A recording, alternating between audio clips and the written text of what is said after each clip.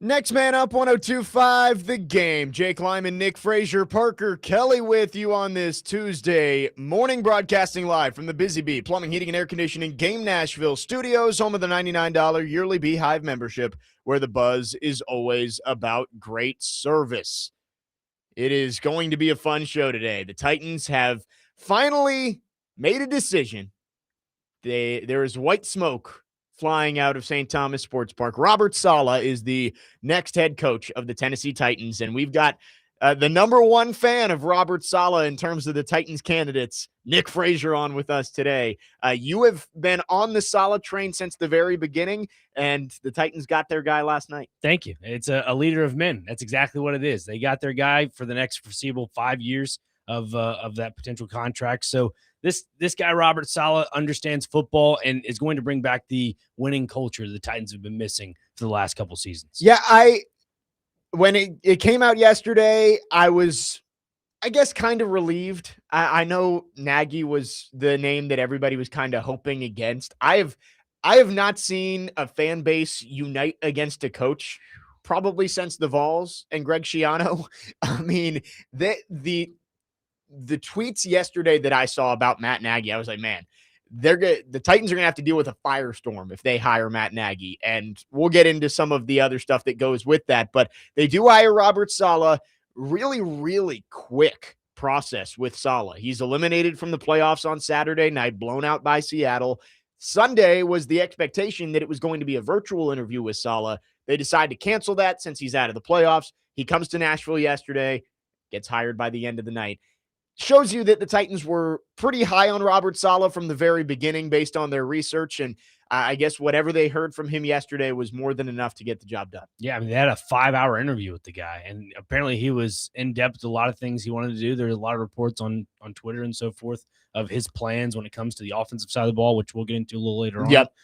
But the fact that he mentioned, I think it was Mike Garofalo on Garofalo on NFL Network on Good Morning Football, I think, something like that, mentioned that he wants to call plays on the defensive side of the ball, which I think is a promising thing as a head coach. Some people are a little hesitant by that. I think it's a sign of, again, a form of direction, a form of culture, developing a culture, because obviously you have the Matt Nagys of the world, the Brian Callahans of the world that wanted, well, Nagy, not really per se, but the Brian Callahans of the world wanting to call plays, and it didn't work out for him.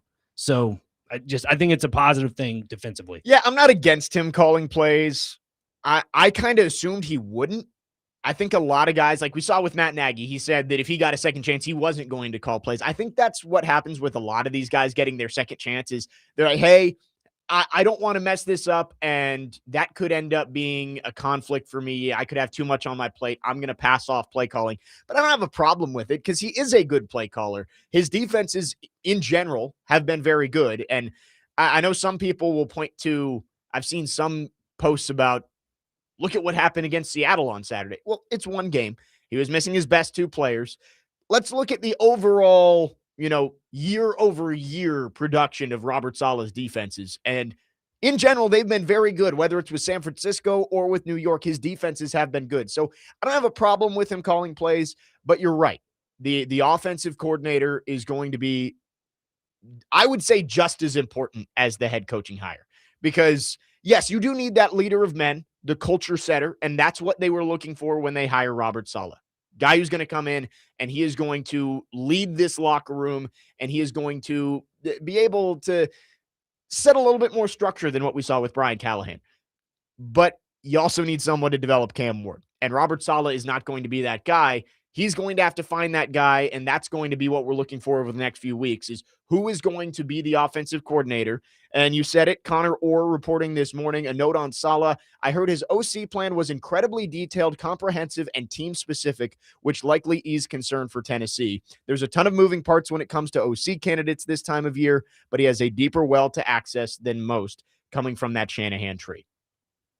That's exactly what I like to hear. The fact that you have a guy in Robert Saleh that is in depth with what he's going to do as a head coach, and the fact that I call it not calculated risk, but calculated moves, kind of like chess in a roundabout way.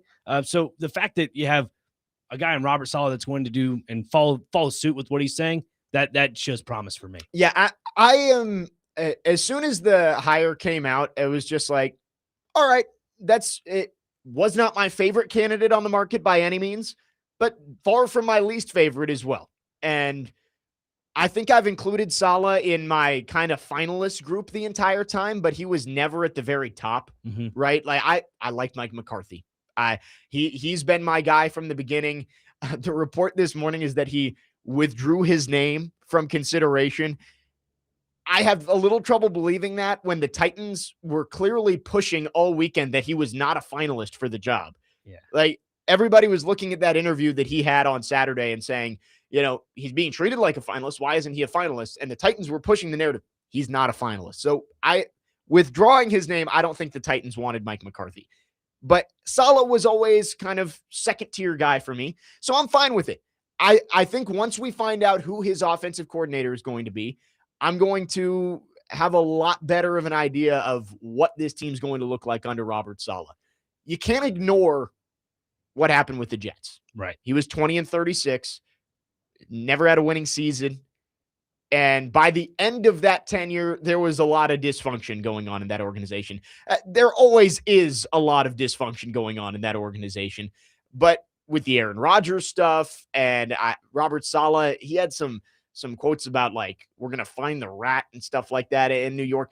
It did not end well over there. You can't ignore it, but you also have to hope that he is learned from the mistakes he made over there. And you would hope that he feels like he's in a better situation now with a quarterback that he hopes can be a franchise guy. He had Zach Wilson there for his first couple of years. Zach Wilson has clearly proven that he is not an NFL caliber quarterback or starting level NFL caliber quarterback. And you've got resources here.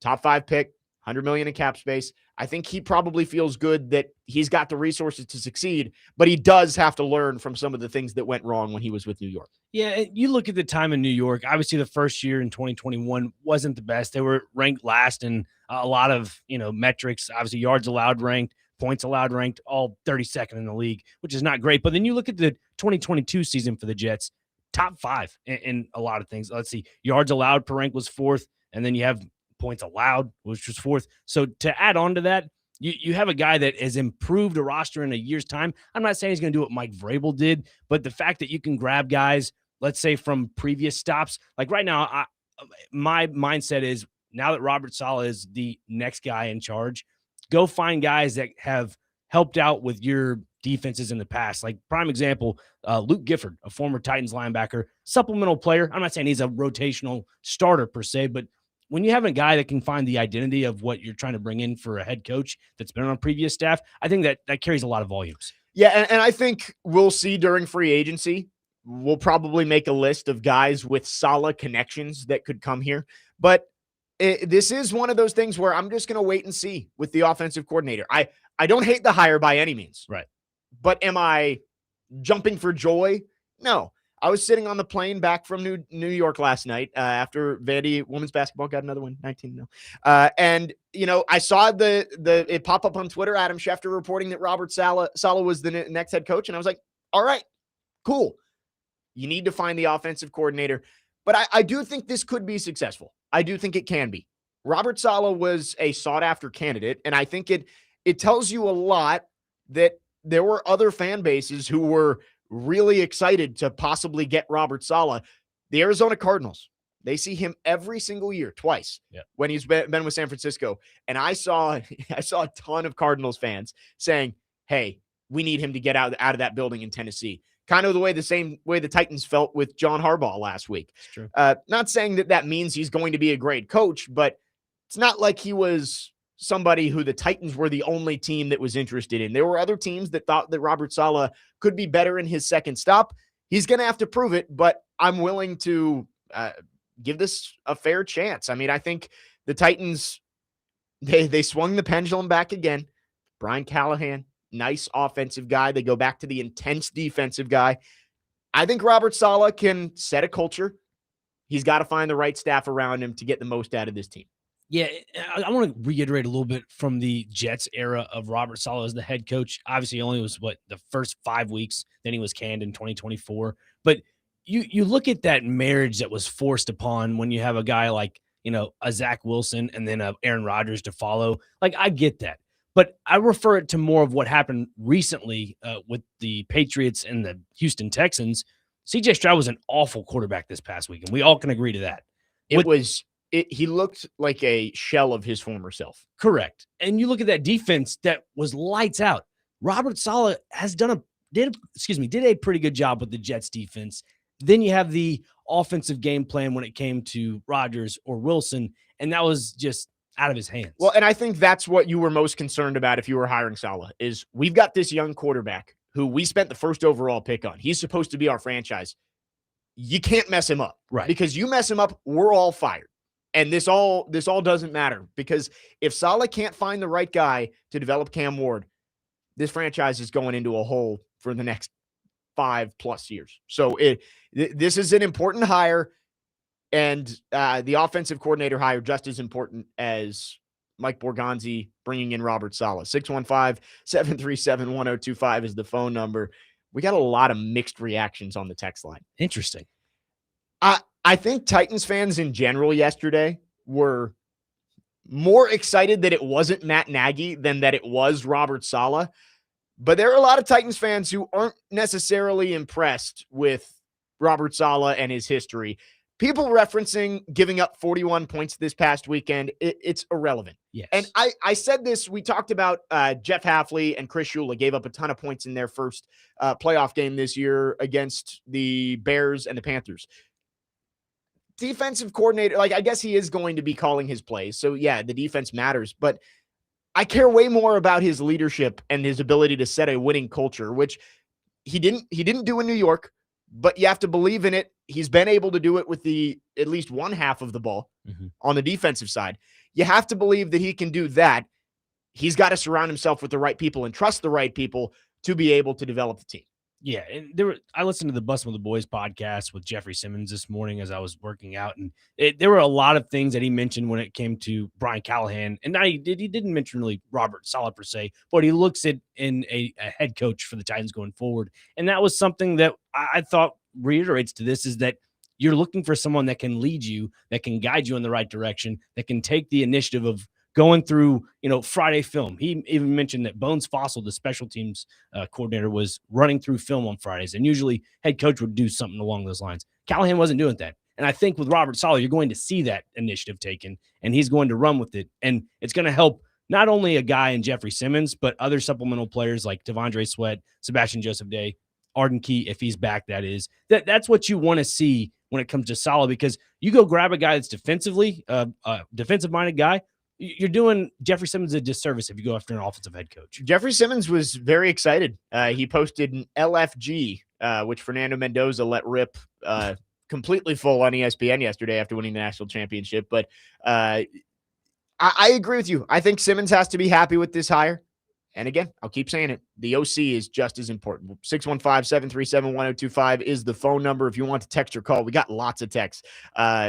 Again, mixed feelings from the fan base. We'll continue to take your reaction on our phone lines, driven by WilsonCountyHyundai.com. You can text or call. I also want to get into the process here for the Titans because it was a very interesting head coaching cycle for Tennessee. And you can't control the Ravens opens up unexpectedly, the Steelers, the Bills. There was a whole lot more chaos on the coaching market than you would have expected. What did the Titans do? Was it their decisions that led them to Robert Saleh, or were they left behind by some of the guys that they liked more? We'll talk about it coming up next. 615-737-1025 is the phone number. Jake Lyman, Nick Frazier, Parker Kelly, next man up, 1025 The Game.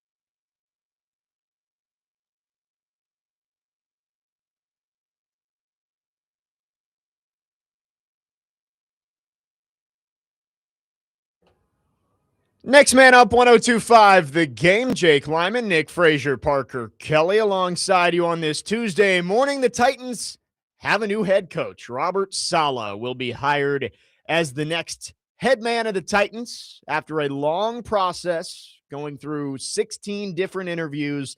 The Titans settled on Robert Saleh late last night after just one in-person interview with the San Francisco 49ers defensive coordinator. Let's get to some text here, and then we'll go through the process that the Titans went through. Everybody it feels like it's a polarizing hire, which to me, it's the opposite. I'm just like kind of in the middle. Yeah, it's fine. Was he my favorite candidate? No, but I think that there are things to like with Robert Saleh, especially learning from the mistakes he made in his first chance with the New York Jets. We've got one texter saying that that McCarthy should have been hired, saying he didn't do it in New York, but maybe he can do it here isn't a great strategy. We weren't in the interview room. So, like, I can't tell you what his plan was, but clearly he had a plan. Albert Breer did just report that after Robert Saleh accepted the Titans job, he FaceTimed Cam Ward and Jeffrey Simmons. The plan for Ward was a big piece of his interview. And I, I kind of figured that with every head coach. I'm sure that probably half the interview was spent on, hey, what's your plan for our number one overall pick quarterback? And Robert Saleh, you like a lot of the other stuff, but he had to have a plan for offense. And the Titans clearly like what they heard. We'll talk more about offensive coordinators throughout the show because there are a few names out there with clear, tangible connections to Robert Saleh. But we've got a lot of others saying, Andrew from Dover says, this is the hire I wanted. The leadership and attitude he brings makes his team mentality match his. Justin from Greenbrier says, I like the Saleh hire. He wants Mike McDaniel, and that's obviously the popular name. And Jared from Spring Hill says, lots of excuse making for a newly hired head coach. It's a sign that we are down bad. I don't know if it's excuse making, but it's understanding why the hire was made. There's red flags with Robert Saleh, 100%. He went 20-36. That can't be ignored.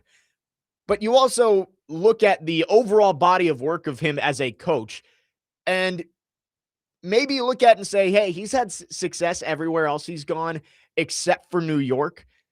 Could it be that he's just not a good head coach? Maybe, and we'll find out. But I think maybe you have to look at it and say New York and all of the chaos in the Aaron Rodgers situation probably didn't help him in his first opportunity as a head coach. Yeah, and I'll use one player an example, Sam Darnold. I mean, that guy has resurrected his career outside of New York. He went to the Vikings for a little bit, and now he's in Seattle. They're playing the NFC Championship game. And again, it's not apples to apples, but it still comes from the same stem of the franchise of the New York Jets. And we all know what the Jets are, and they haven't won a playoff game since 2011. Yeah, I mean, so. I actually have a very close friend who's a Jets fan, and he texted me last night and said, love the hire. He got a raw deal in New York. So that's from a Jets fan. It doesn't show the entire sentiment of the fan base, but just an example of, I think Jets fans understand, like, hey, guys coming here aren't necessarily set up for success. And I think Robert Saleh deserved a second chance. It's happening here, and we'll see. The one thing I'm really excited about with Robert Saleh is that he gets to face Liam Cohen twice a year, because I think there will be some fireworks there. But looking at the Titans process, 16 interviews, and it was very strange. And we were expecting to come in today and talk about I guess, it can't be a coincidence, right? That every single finalist the Titans have is just getting pulled away at the last second. Yeah. John Harbaugh, they were going all in for him. Oh, but the Giants got him the day before. All right, they canceled that interview. Let's pivot. All right, Kevin Stefanski coming in on Sunday. Oh, Falcons hired him on Saturday. All right, Jeff Hafley. Same thing happens with Miami. I was a little bit skeptical about it because you thought one of two things, right? Titans job's not very attractive. All these guys are just using you as leverage. Or the Titans were hiring Nagy all along. They knew these guys preferred other places and were going to go other places. All right, well, we'll have our list of finalists, but Nagy's the only one who's actually going to be available. Those were the two thoughts I had. It's probably somewhere in between. The fact that they hired Saleh, I think, changes your thoughts on that, especially with how fast it happened. from 24 hours virtual interview to hired shows you that I think Mike Borgonzi and this hiring group, they had Robert Saleh circled all along and were just waiting for the opportunity to talk to him. Once they talked to him, I think they knew, obviously they knew, they hired him. So I think everybody was pointing at Nagy all along and saying, oh, that's the guy they want. I think Saleh probably was somebody they had at the very top of their list from the beginning. Yeah, and you look at you make a great point about the, virtual interview to the in-person interview. You wonder how much of that playoff game weighed in the decision of the Titans, because again, San Francisco was eliminated. Bring them right on in on a Monday. That's kind of the process you go there. The leverage point, I do think that is a case for some of the other candidates when it comes to Stefanski, Halfley, and Harbaugh. I think that does bring a little leverage to it, because you look at Harbaugh, I look at him as the top domino piece to this entire coaching carousel. That had to go before anybody else went, because everybody wanted John Harbaugh. Yeah, and he kind of set the precedent, and there were reports online about it. 5-year deal worth up to $100 million. Look at Saleh, roughly a 5-year deal. What Albert Breer is saying online and a few other outlets, 5-year deal. Again, he set the precedent. I think it created leverage for other candidates out there. Well, and I think the Titans were kicking the tires on John Harbaugh because why not? And the reports this weekend were that the Giants were still talking to the Titans at the very least while they were negotiating with the Giants, but I don't think that was ever going to happen.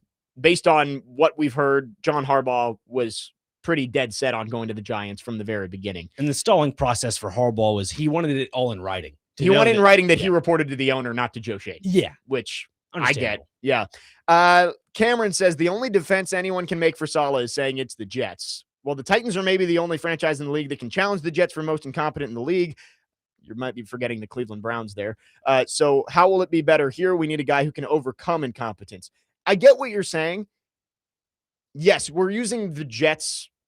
I don't want to say excuse, but like you're saying it's the Jets as a reason why things went so poorly.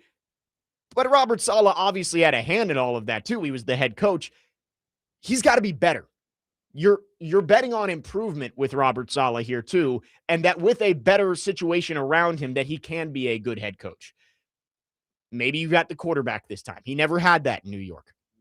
That's why the offensive coordinator hire is so important.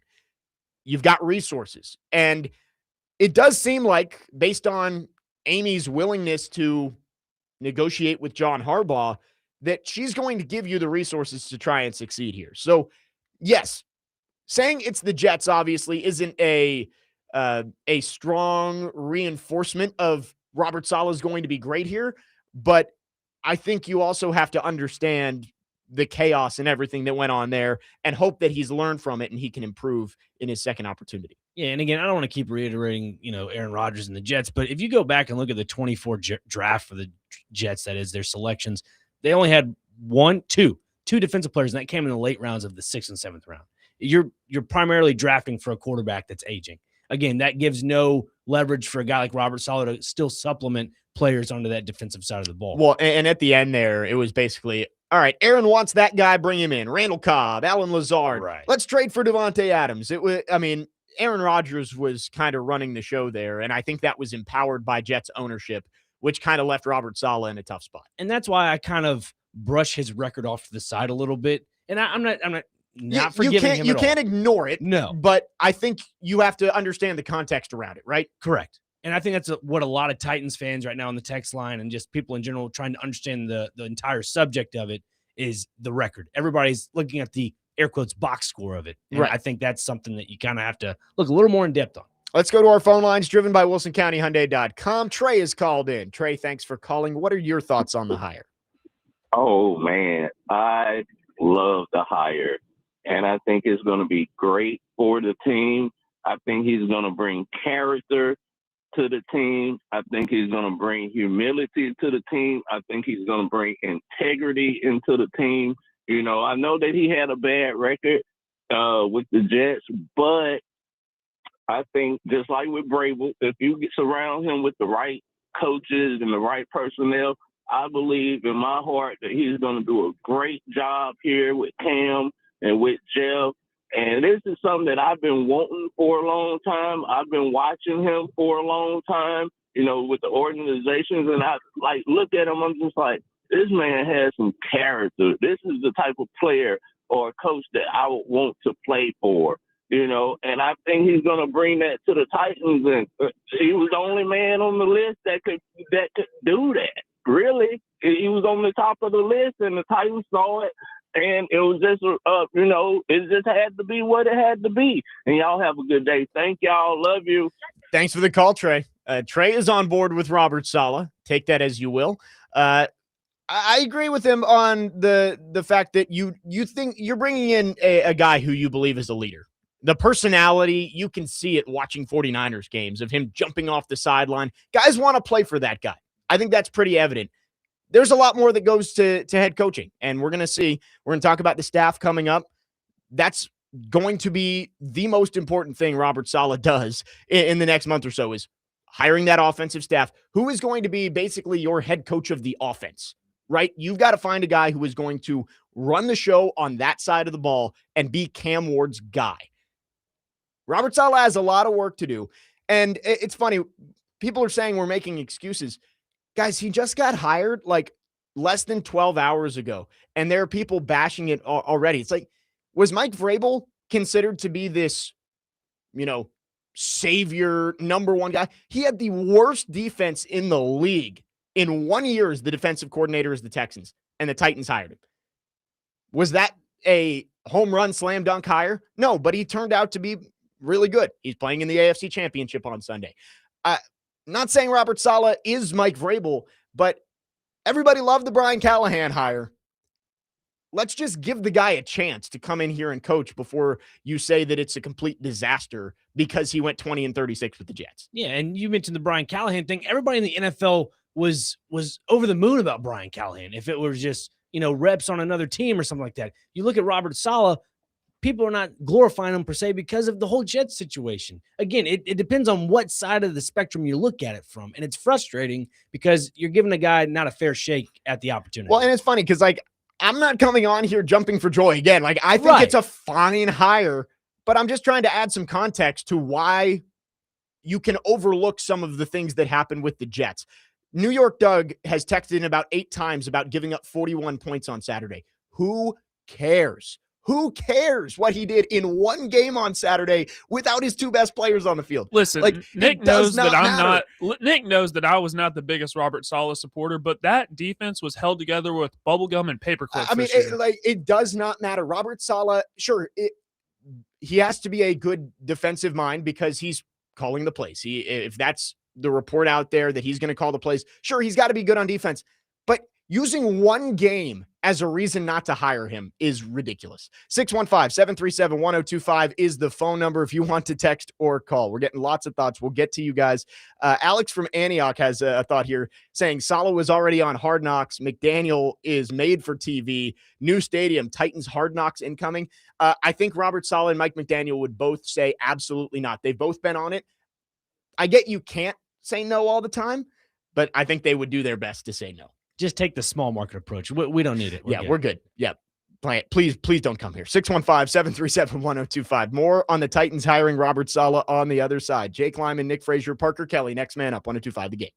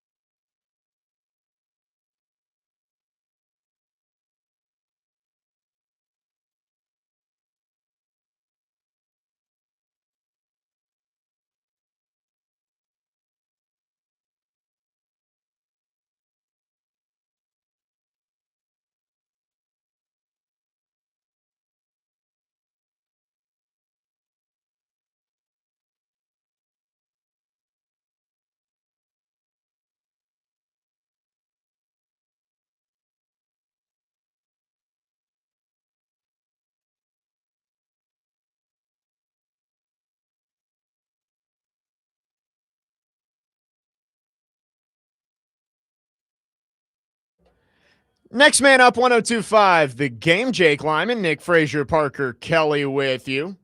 Titans have a new head coach. Robert Saleh will take over after spending last year as the DC with the San Francisco 49ers, his second stint out there, formerly the head coach of the New York Giants. And again, we're getting mixed opinions on the text line. Lots of people wanting to say it's a horrible hire. You know, it's not my favorite hire. There were other guys out there that I would have preferred, but you're never going to find a perfect candidate. And I think there's a lot to like with Robert Saleh. Going back to the text line here, Caleb says he also built and called defenses for a top 5 defense for 2 straight years in New York and had his Hall of Fame quarterback get hurt on the 3rd play of the season. Right. Like the Jets, they blame Zach Wilson for the first 2 years of the Robert Saleh era, which I think is fair. Zach Wilson has proven that he is bad, not just not good. He is bad. And they pivoted and they tried to bring Aaron Rodgers in to go make a run at it. And he tears his Achilles, and you have to go right back to Zach Wilson. They won 7 games still that year. Like, I think Robert Saleh is an average hire, but there is room for growth with Robert Saleh if he learns from the things he did wrong and he hires the right people around him. Chris on the text line asked, Jake, can you walk us through the TD post yesterday that was taking down the drama around that and how Amy overrode Borgonzi? Yes, and we haven't talked about this. So originally in the article that ESPN put out there with Adam Schefter and Teron Davenport, there was a line that said Mike Borgonzi was leaning towards Matt Nagy because of his previous relationship in Kansas City, but ownership made a push to try and get Robert Saleh as the guy. That was taken out. I can read the tweet exactly from TD because he put out a tweet with clarity written in it, and I want to make sure I get it right. Let's see. I thought I had him up here. Here we go. Teron Davenport, for clarity, this decision was Mike Borgonzi's. Saleh's visit wowed the group, led Borgonzi enough to sway the decision in Saleh's favor. The group led by Borgonzi decided Saleh was the best candidate. Poor wording initially on my part. So I think the initial reaction to that line from that article was Amy Adams Strunk. It was known that she did not want to be reprimanded for this hire. And if she hired Matt Nagy, she was going to be reprimanded for that hire. And the media, the fans were going to be upset.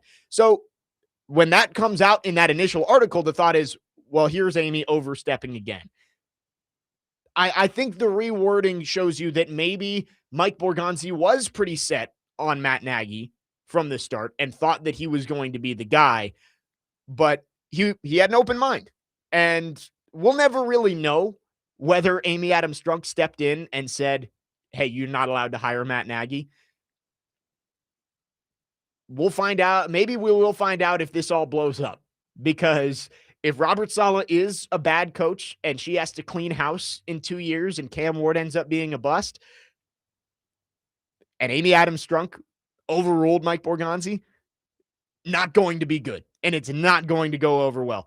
But we don't know. And I do think that Mike Borgonzi, yeah, maybe he did like Matt Nagy and thought that Nagy was going to be the guy from the beginning. But just like Chad Brinker last year, where John Eric Sullivan was his buddy from Green Bay, he went with the guy he thought was the better candidate. I think at least for now, based on the reporting that we've seen, you've got to believe that Mike Borgonzi did believe Robert Saleh was the best candidate for the job, and Paul Kaharski did put that out yesterday as well. Yeah, I mean, look, Mike Borgonzi, new to the I guess, Tennessee Titans landscape.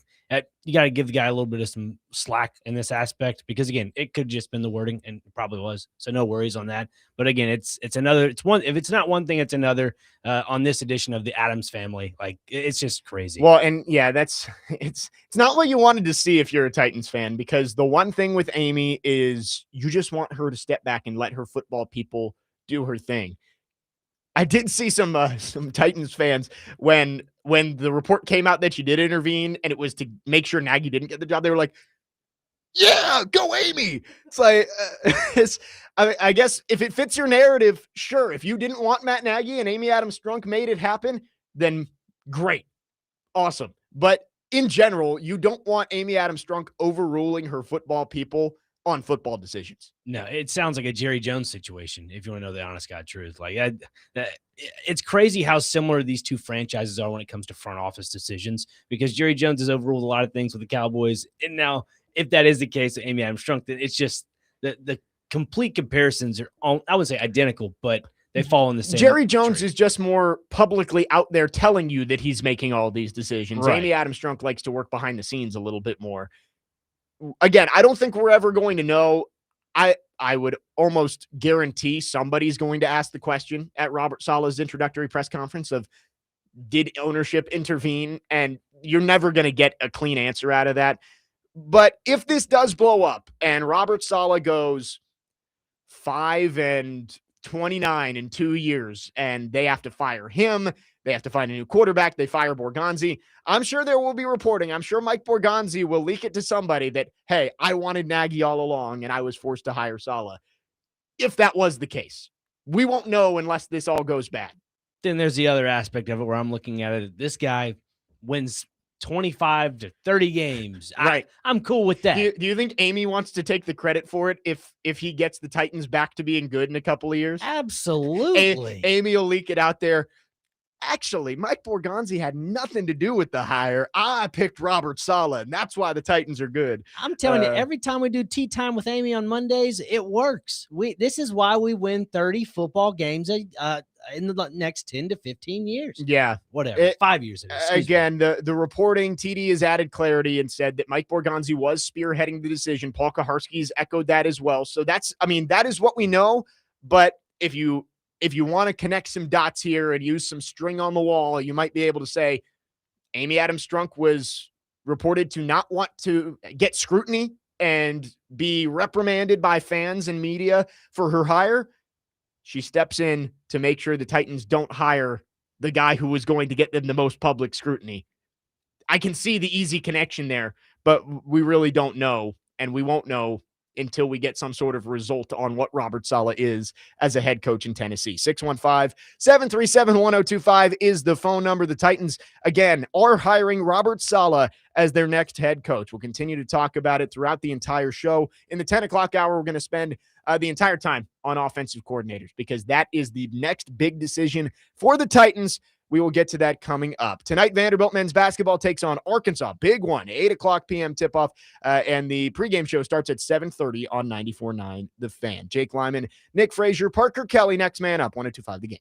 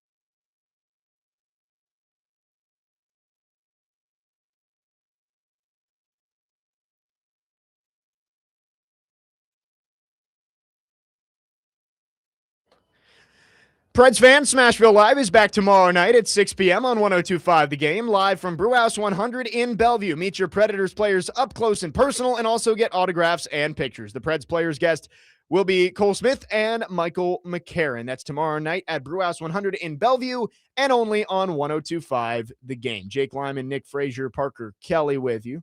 Preds back at home tonight, taking on the Buffalo Sabres. We might touch on that later, but obviously, main story today, Titans hiring Robert Saleh as their next head coach. And I would guess we'll get an introductory press conference by the end of the week. So we'll get to hear from Robert Saleh for the first time.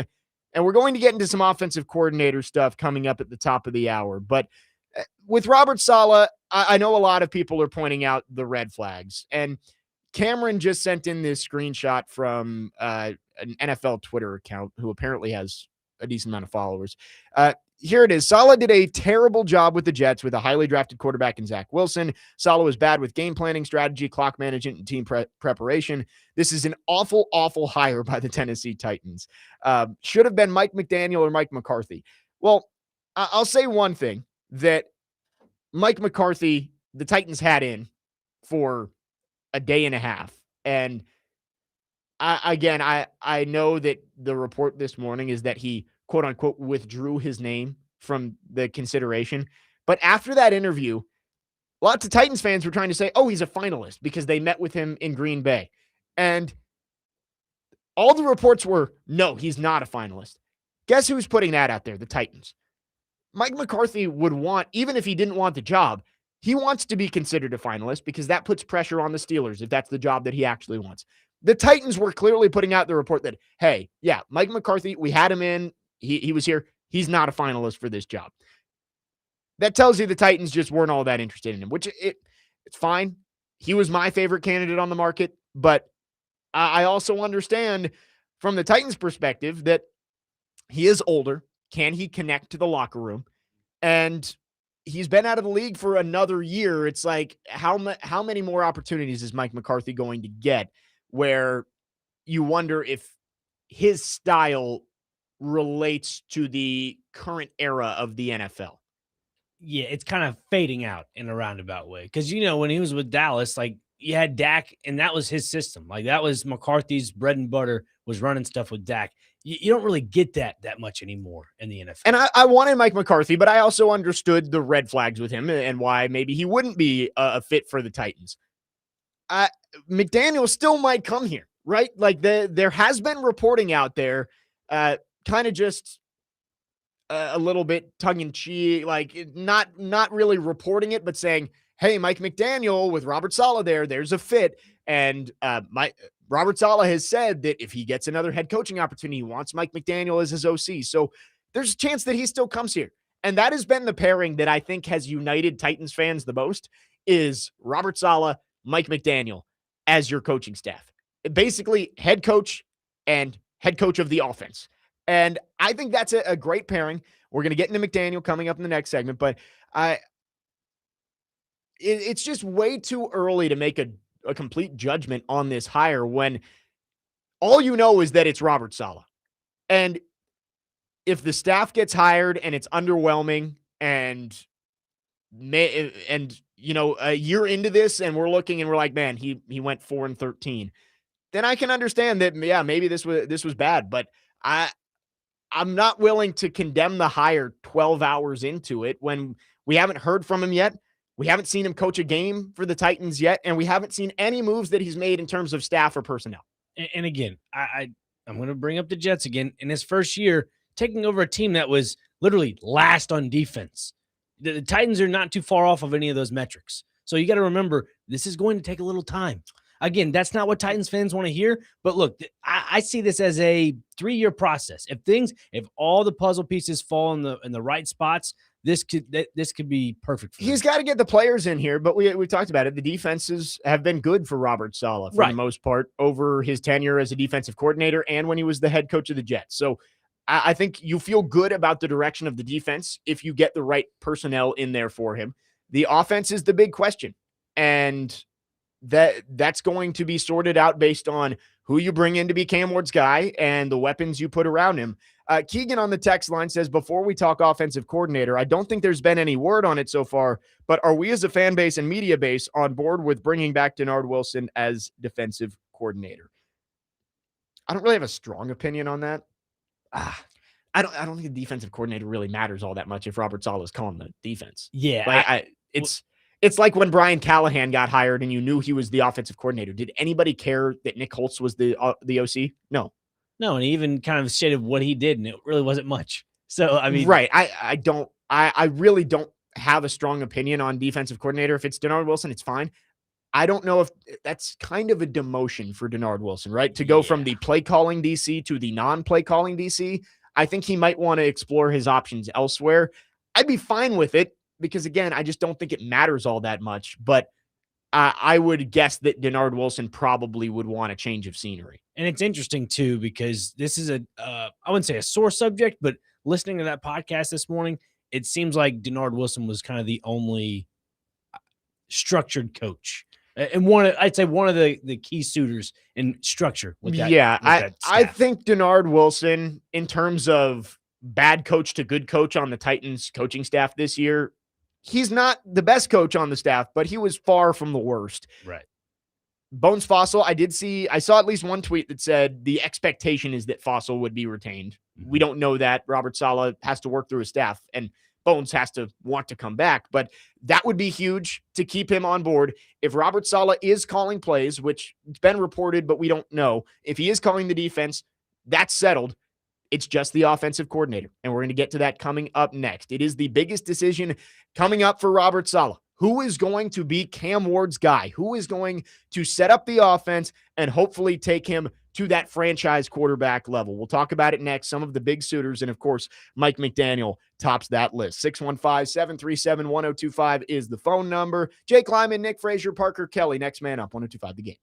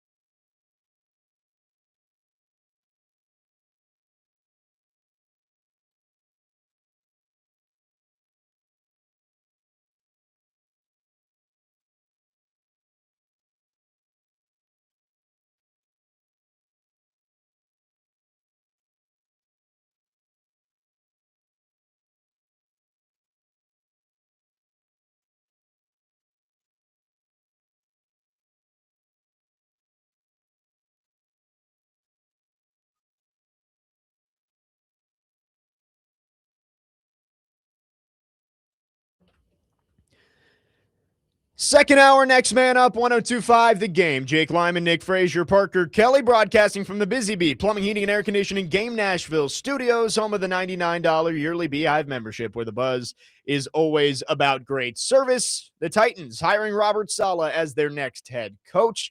And now the question becomes, who is his offensive coordinator? Because you've got this second-year, number one overall pick quarterback. You bring in a defensive head coach, which is fine. I even said throughout the process that I honestly would understand going with a defensive guy, because with Brian Callahan, he could not handle everything on his plate. Being the head coach, being the play caller, trying to develop the quarterback, it was too much for him. Giving somebody who is just focused on Cam and the offense, I think could be beneficial. Got to be the right guy, though. And there are names already being floated out there for who Robert Saleh might hire as an offensive coordinator. You do have to fulfill the Rooney Rule, so the Titans are going to have to go through the process here. It's not like Robert Saleh can just say, that guy is my offensive coordinator and bring him in. So going to be a process. I would expect we probably don't find out for at least another week or so. But the one name that has obviously been connected to Robert Saleh, even before this hire was made, was Mike McDaniel. Those guys very close from their time working together in the league, back to San Francisco and beyond.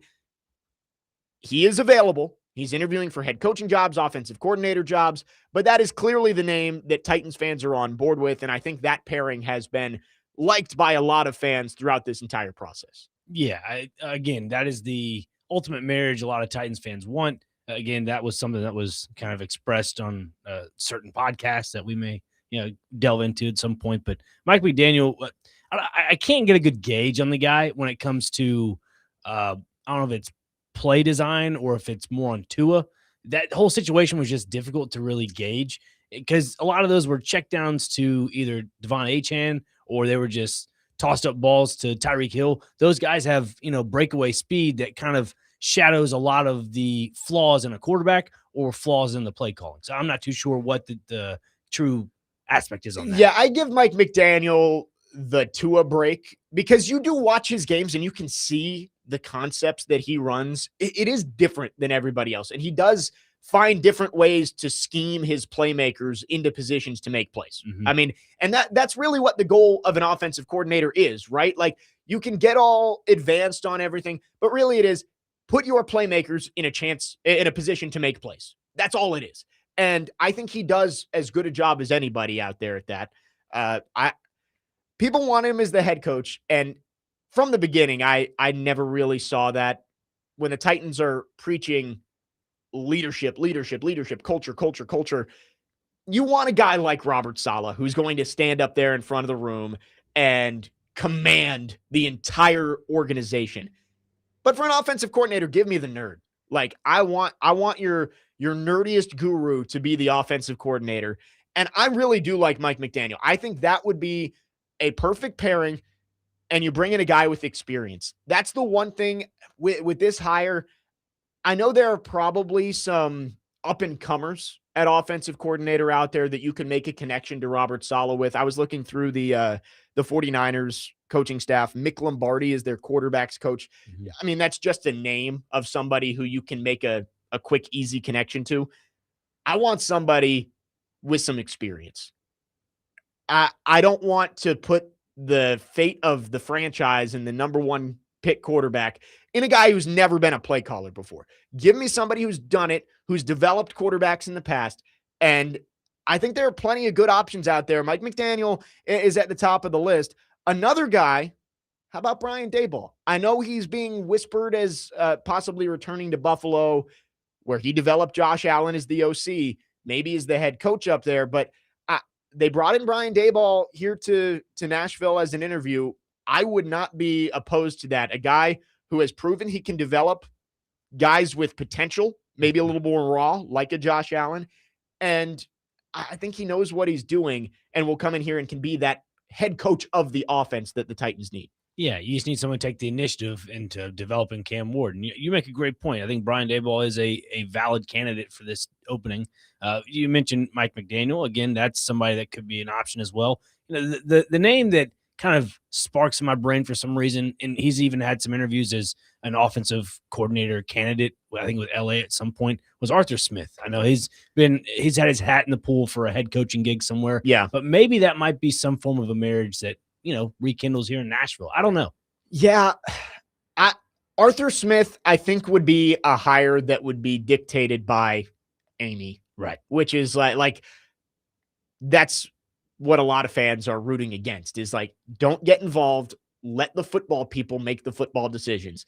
And Mike Borgonzi said that the coaching staff is going to be up to the coach. So Robert Saleh is going to be able to pick and choose his coaching staff. McDaniel is the easy one that everybody's going to look at and say, hey, that's your number one guy.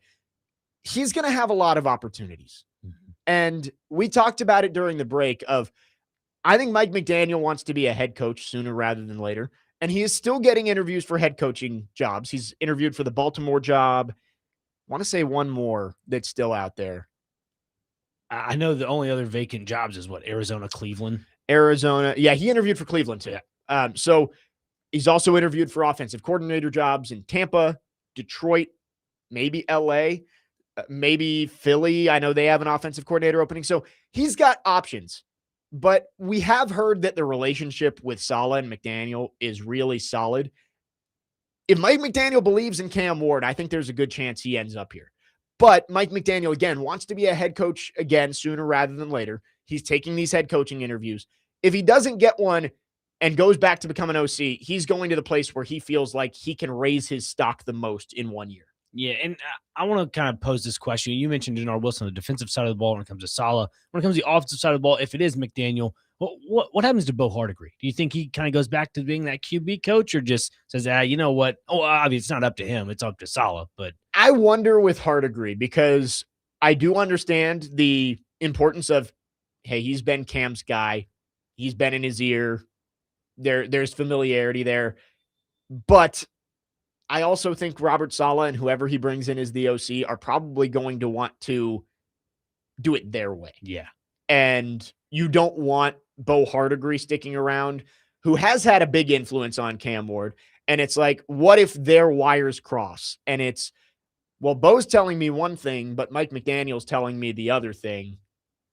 I guess I'll listen to Bo because he's my guy. It's like, I just don't know if you want that going on in your room.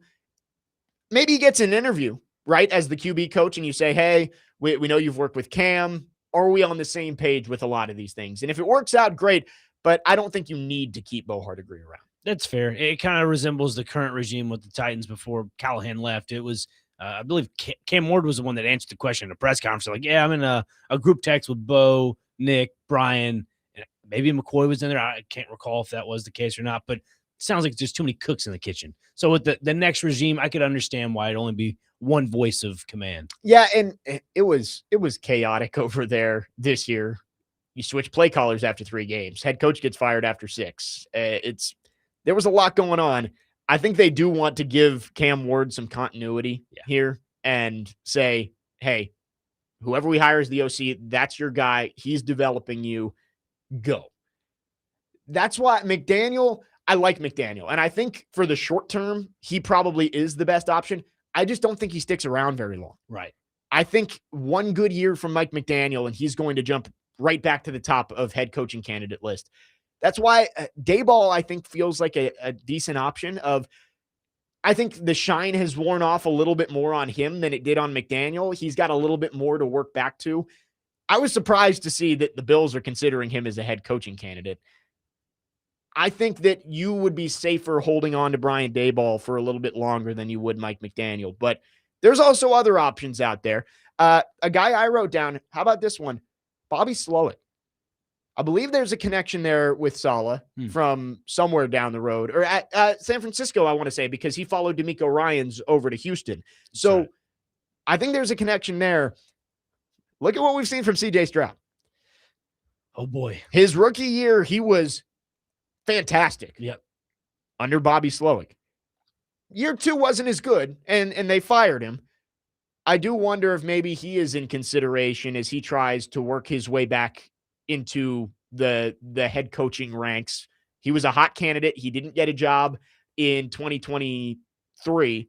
Mm-hmm. 2 years later, maybe he gets another shot as an offensive coordinator, and him and Robert Saleh do have that connection. Well, this past season, he was with the Miami Dolphins as their senior passing game coordinator. So what if, let's just say, a succession plan were to take place of Mike McDaniel, have Slowick underneath him, and if McDaniel wants to go take a head coaching job, just elevate Slowick. There you go. We've come up with the plan here. Saleh head coach, McDaniel your OC, and then Slowick can be your quarterback coach / offensive coordinator in waiting. Where else can you get this information, Jake? Sign me up for that. Yep. All day long. Because I think Slowick, and I liked him as an option for the Titans as a head coach 2 years ago. Mm-hmm.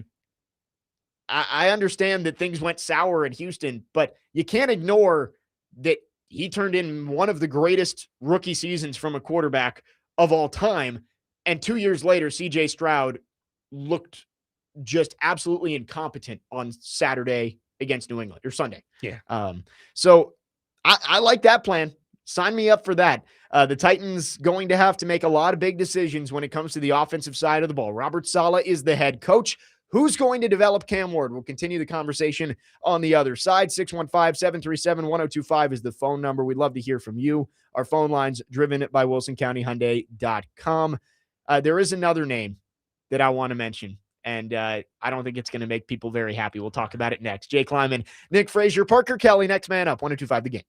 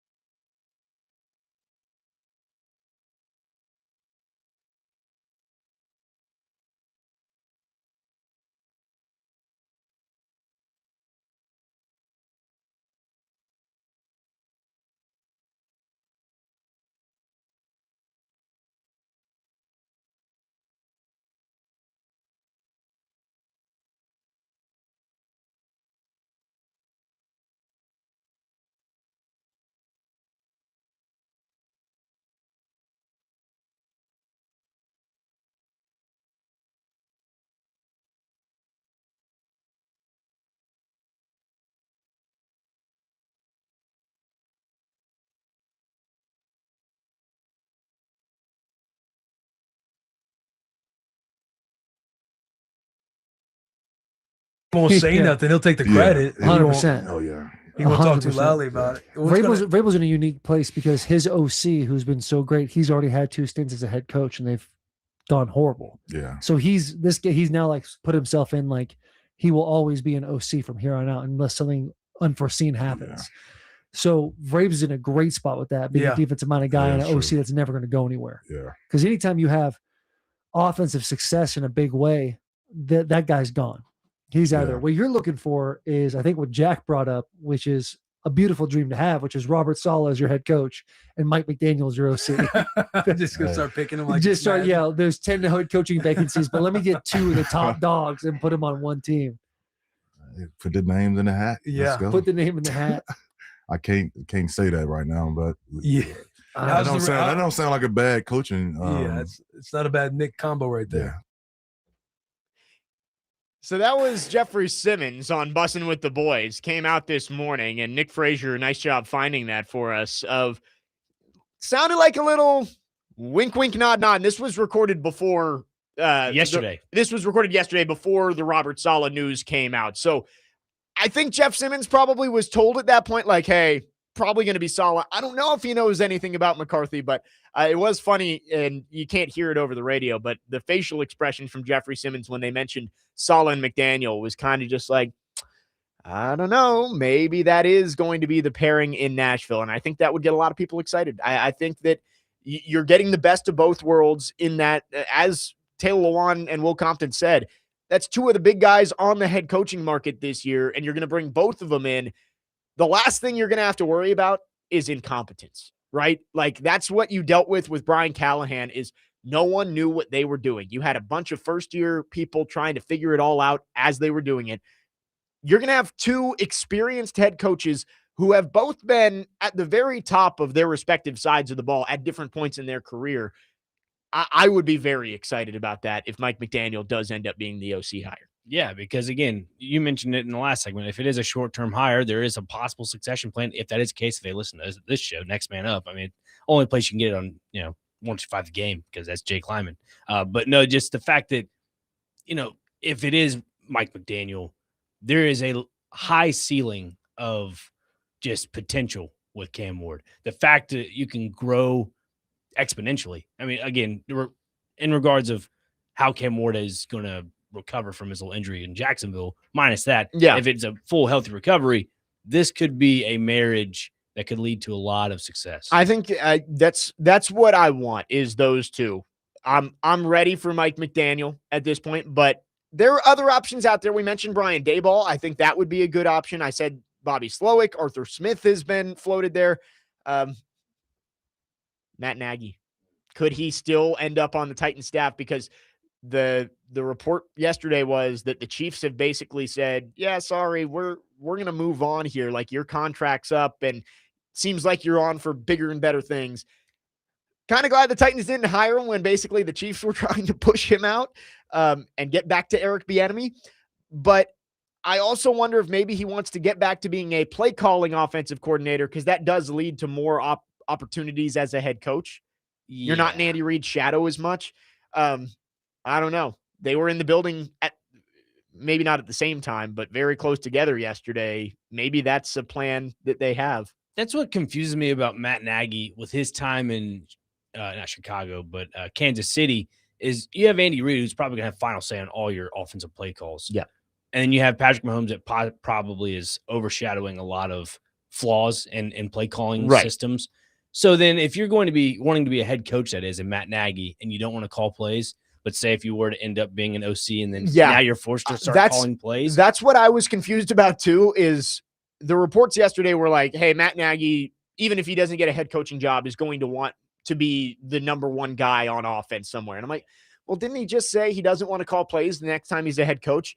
Maybe it's just because of the spotlight it shines on you. If you have a good offense and you're a non-play calling offensive coordinator, no one looks at you. If you're the play caller and you have a good offense, you immediately go to the top of people's coaching board. So maybe that's what it is. But I do wonder. I was thinking of like the Zoolander of like Nagy and Saleh walking in and out of St. Thomas. Excuse you. That just slow look at each other. Yeah. Yeah. you're excused. I don't know. Maybe that's it. If that happened, it would feel like an arranged marriage, which I don't know if I would be a fan of. It would feel like Borgonzi said, "Hey, we're going to hire Saleh. You are going to be the head coach, but if you want this job, Matt Nagy has to be your offensive coordinator." And I don't like that. Robert Saleh, and I will say, I don't think Robert Saleh would agree to that because, again, you only get 2 chances as a head coach in the NFL for the most part. Sometimes you get a third, very rare though. Robert Saleh, I don't think would have signed up for this job knowing that he had other options. Like he was going to be a finalist in Arizona, and all the rumors were they were going to hire him if he got out of Nashville. I don't think he would have signed up for it if he was being hamstrung and told Matt Nagy's your offensive coordinator. No, because it's New York 2.0, just not with the quarterback situation. Right. It's ownership and the front office telling you what to do. I don't think Robert Saleh wants that. I think he knows this is probably his last chance, and he wants to make sure that he's getting a fair shake in everything that he does. Yeah, he even mentioned that he wants to do it his way, right? I mean, that's simple as that. I mean, you make a great point. Not a lot of head coaches get 3 opportunities or 3 cracks at the bat. So for it to be number 2, this has to be run perfectly. Not only for Saleh, but definitely for the Titans, because they don't want to have to keep going through this coaching carousel. Right. Both of these both the team and the coach are desperate for this to work. If Robert Saleh, people are giving him a pass on the Jets. And I'm not going to say I'm giving him a full pass, but people understand why things failed with the Jets and are willing to give him a second chance. No one's going to be saying, well, it was the Titans and the Jets were his 2 stops. He's not getting a third chance. And for the Titans, there is more on the line right now than ever. And we've said this plenty of times that they have the number 1 pick at quarterback starting year 2. Disappointing rookie season overall. They need him to take a big step forward. New stadium opening in 2027. You've got resources, and this fan base is so desperate for this team to get back to winning. And right now, it's anger. Apathy will set in at some point if this team continues to fail. And you saw the attendance numbers. The Titans dragged the NFL down in attendance because of how poorly their games were viewed this year at Nissan Stadium. They need a hit. Robert Saleh needs to be successful. There's a lot on the line for everybody involved in this, and I don't think either side would have signed up unless they felt good about it. Yeah, and even Saleh's kind of on record with this quote from his agent. He wanted to make sure it was right and not just any job. He felt really good about where this team is going. He's over the moon happy. That was from his agent, Doug Henderson. So the fact that that's what Saleh wants to do and saying he's over the moon happy, that to me says signs that this is his spot. I think Saleh wanted to come here. Yeah. You could tell he was asked about Cam Ward after the Titans-Niners game in December. He was kind of gushing about Cam Ward a little bit. I think he knew he was going to be included in this search. And I think he knew, looking at some of the jobs that might be available, no one knew for sure that the Ravens and the Steelers and Bills were going to be open. But of the jobs out there, I think Saleh did have this one circled based on what he said, based on the mutual interest that came together so quickly, right? They get eliminated in less than 48 hours. He's in the building and he's hired. I think both these teams felt like this was, both these sides felt like this was a good fit. Whether it is remains to be seen. We've got to see all of the decisions that come this offseason. This is such a huge offseason, and we're just starting. You've made one big decision. Great. Robert Saleh is your head coach. Now you fill out the staff. Offensive side, just as important. Free agency, draft. You've got to get all of it right if this team is going to be better next year. And you can't be a bottom feeder in the NFL for another season. It just can't happen. You simply can't. Jake, I don't know if you can recall what I've been kind of preaching about when it comes to free agency. And normally it was under Mike Borgonzi in looking at this, but now adding Robert Saleh to the equation, you got to go grab guys coming off of rookie deals or it's still like in the 26 to 28 years old. And that kind of falls in suit. There's 2 guys that I mentioned, one earlier, Luke Gifford. The other one is Jason Pinnock. He's a safety. Yeah. And I think that's somebody you can look at because he was in New York with Saleh, followed him to San Fran. I think that's a journeyman in some aspects. Well, and I did just see Mike Herndon, who does great work over with Paul Kaharski at paulkaharski.com. He put out a list of Robert Saleh connected free agents. And there's 2 guys that I would be pretty high on that both have played for or played on the same team as Robert Saleh, Brees Hall, Juwan Jennings. I like both those guys for the Titans, and both of them have played on the same team. I know Robert Saleh didn't coach Juwan Jennings. He doesn't work with the wide receivers, but but have played on a Robert Saleh team. And I would think that those would be two guys that would be good fits for what the Titans need right now. Yeah, I mean, that's fair. Again, those are offensive guys. I'm just leaning more towards defense. Obviously, Titans do need some offensive players. There's another guy out there, Brian Robinson Jr. It was a backup for Christian McCaffrey. I'm sure that's their future running back in San Francisco, but yet 26 years old, unrestricted free agent going into the offseason. That might be another option as well if Brees Hall's not there. Yes, there's a lot of good decent running backs out there. That's why we say you don't have to take a running back early. I've seen Jeremiah Love mocked to the Titans at 4, and I'm like, hey, I love Jeremiah Love. Think he's a good player. Not at 4.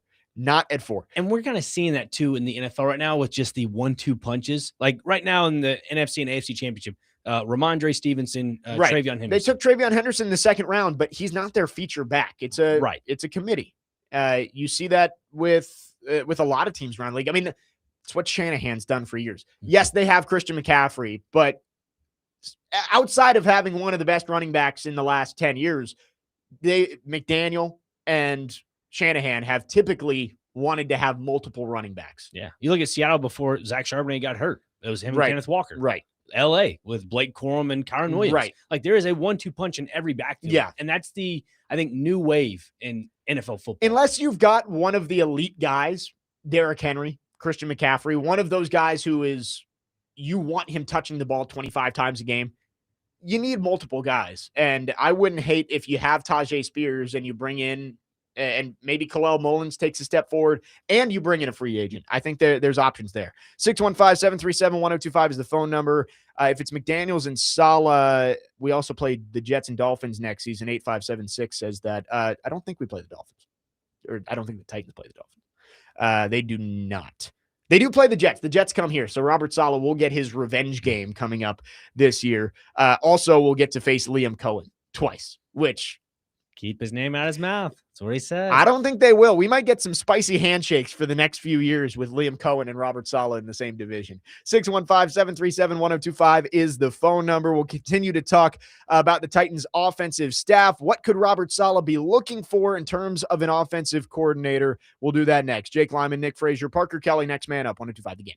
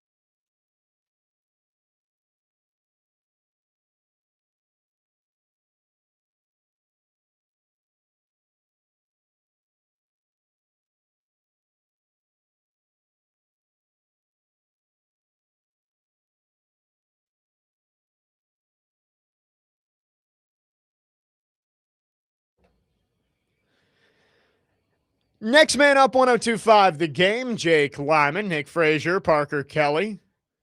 Well done, Parker. Little Three Doors Down on this Tuesday morning. Great song. That's a great one.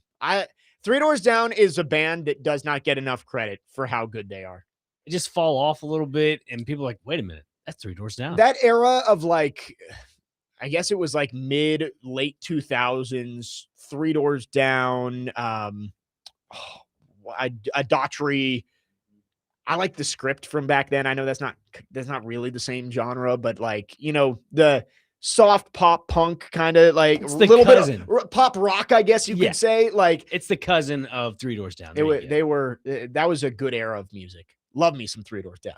Titans are hiring Robert Saleh as the head coach after a long process, 16 interviews. They brought back Matt Nagy, Robert Saleh as the finalists yesterday. And late in the night, they hired Robert Saleh as their next head coach. I'm really excited to hear from Robert Saleh, and I don't think the Titans have even officially announced the hire yet. So it's going to be a couple of days probably until we hear from Robert Saleh. But something that has been said by a lot of reporters is his plan for Cam Ward was a massive part of why he was hired. It's easy to say that, and it's easy to have a plan. Can you follow it? And I would like to hear from him what that plan is. Who is he going to bring in? What's he going to prioritize with Cam this offseason? What are they going to prioritize? And I know this is a Mike Borgonzi decision too, but what kind of players do they need to put around him, and how much investment needs to be put into the offense this offseason to make sure Cam is in the best position to succeed? There are a lot of decisions to make for Robert Saleh, being a defensive coach, that are going to relate to Cam Ward's development, which is still, no matter what else happens, Cam Ward's development is the number one priority for the Tennessee Titans. Yeah, and you mentioned Borgonzi and Saleh. I'm curious to see how much of the $100 million in cap space, $100+ million in cap space, is going to be used towards offensive weapons, or is it going to be towards defensive weapons? Because, I mean, you could go to the draft and get some pretty solid defensive players. I mean, we saw it last night. There are a handful of players in that game that could really be game changers for the Tennessee Titans defense. One of them could be number 4. I mean, turn my mic on. We're going to talk about the national championship coming up. I know Saleh is going to be the story for the day, and we'll get right back to the Titans at 11 o'clock. But we're going to spend 5 minutes on the national championship game because that was really fun last night. And Ruben Bain is I said it to you during one of the breaks. I don't care how long his arms are. He is just a good football player. And I saw the reports of he's going to slip down draft boards. I don't know if I believe it anymore. Watching what he did in 4 college football playoff games on the biggest stage, just wrecking offensive game plans. That dude is a football player. And I think Robert Saleh, giving him a front with Jeffrey Simmons and a Ruben Bain up there, and it could be David Bailey or somebody like that, but giving him 2 high-level pass rushers on that front from the very start, it's going to go a long way to getting that defense to where Robert Saleh expects it to be. And also, let's not forget about the second-round draft pick last year in Femi Oladejo. I'm curious if this hire of Robert Saleh resets the clock for a guy like Femi, because obviously things didn't go well with the injury and so forth. Come back, things again. You're behind the 8 ball. Let's put it that way. You're behind the 8 ball as a second-round pick. Maybe you've reached on a player like that, a guy transitioning from linebacker to edge. You wonder if a guy in Robert Saleh, who I think has done a pretty good job when it comes to that 2019 San Francisco team, when they drafted Nick Bosa, I think 2nd overall. Again, you have a defensive coordinator at the time that knows how to flex different fronts, and you're able to use your young talent to just get past those tackles. And I think that's something you got to keep into factor when it comes to Femi. Yeah, Femi is an interesting piece. And I think with Robert Saleh, he has to look and see the young pieces on this defense and say, there's some hope there. Cedric Gray had a really nice second season when he was fully healthy. Kevin Winston, talent is there. And he had flashes when he was healthy. He wasn't healthy enough. Same with Femi. I'm interested to see what Femi Oladejo does. This is a big year for him because I see all the people saying, oh, what a horrible second-round pick. Right now, yeah, it doesn't look very good, especially with some of the guys that got taken ahead of you, even with the pick that you traded to move back and get Femi Oladejo. But it's way too early. He played 5 games and got hurt. Yeah, it's not great. You would have liked to see more from him, but he was always going to be a project. This offseason is going to be important. And having Robert Saleh there, I think is good. You're bringing in a defensive guy who hopefully can get the most out of him, unlock him. I don't know if I'm counting on him to do all that much, but if he ends up being the worst defensive lineman on your 4-man front that includes Simmons, Sweat, Ruben Bain, or Simmons, Sweat, David Bailey, I think you feel okay about that, at least heading into next year, and then we'll see what we get from Femi. Yeah, and I'm not trying to say that he needs to be this glorified top edge rusher in the NFL. I'm just saying he has to be a role player as one of those edge rushers, because it kind of reminds me of the Traylon Burke situation.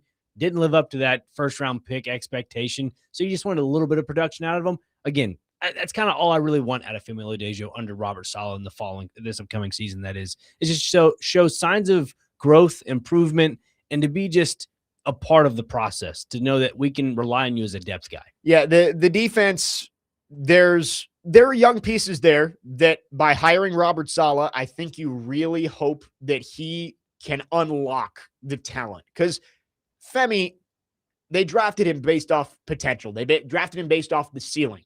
Mm-hmm. Can Robert Saleh get him close to that? Same with Kevin Winston. Everybody said if he wasn't injured, he might have been a first-round pick. Can he look like a first-round pick type player next year? That's on Robert Saleh and whoever he brings on his defensive staff. Offense continues to be the biggest factor in this hire. Who he hires as an offensive coordinator could make me feel completely different ways about the decision to hire Robert Saleh. I said it at the beginning of the hour. I can't get behind an up-and-comer first-time play caller. The risk of losing that guy to a head coaching job is just as good as losing a Mike McDaniel or a Brian Daboll. And you're bringing in a guy who is learning on the job. And with Cam Ward, this crucial second year coming up where I think by the end of year 2, you're going to have a decent idea about what Cam Ward is. Is he ascending like a Caleb Williams? Drake May is probably going to play in a Super Bowl in year 2. I'm not expecting that. But is he ascending like those guys? Or is it a Michael Penix, J.J. McCarthy situation where it's like you're at the end of year 2 and you're like, I don't think he's the guy. I don't want to put that in the hands of somebody who has never called plays and never developed a quarterback as the guy before. Give me someone with experience, McDaniel, Daboll, maybe Art Smith, Slowick. Like, I think the 3 that I would get behind the most, McDaniel, Daboll, Slowick. Give me one of those 3. Yeah. Look, Slowick is, I'd say, the wild card into this equation, because if you add him into this, there could be some signs of just absolute growth. Like, you hit the ground running with Cam Ward, kind of like the same thing with CJ Stroud you alluded to earlier. That's kind of what you feel with a guy like Bobby Slowick. Slowick, I think, is a high. I like using ceiling and floor because I feel like it just gives you a good idea of what you're looking for. I think McDaniel and Daboll are safer. Mm-hmm. They are proven products. Slowick had one good year, but Robert Saleh knows him. Does he believe that the 1 year that he was really good with CJ Stroud or the 1 year where things went off the rails, which one was a fluke, right? If Robert Saleh knows Bobby Slowick and is like, yeah, that guy's incompetent. CJ Stroud, I don't know what was going on, but that had nothing to do with Bobby. Then he's not going to hire him. But if he's like, man, CJ Stroud, look at what he is now. Bobby was the reason that he was looking like one of the best young quarterbacks in football. Let's bring him in here for Cam. That's all up to Robert Saleh, but I do think you need somebody who has been the offensive coordinator, the play caller, and has been somebody for a young quarterback to rely on.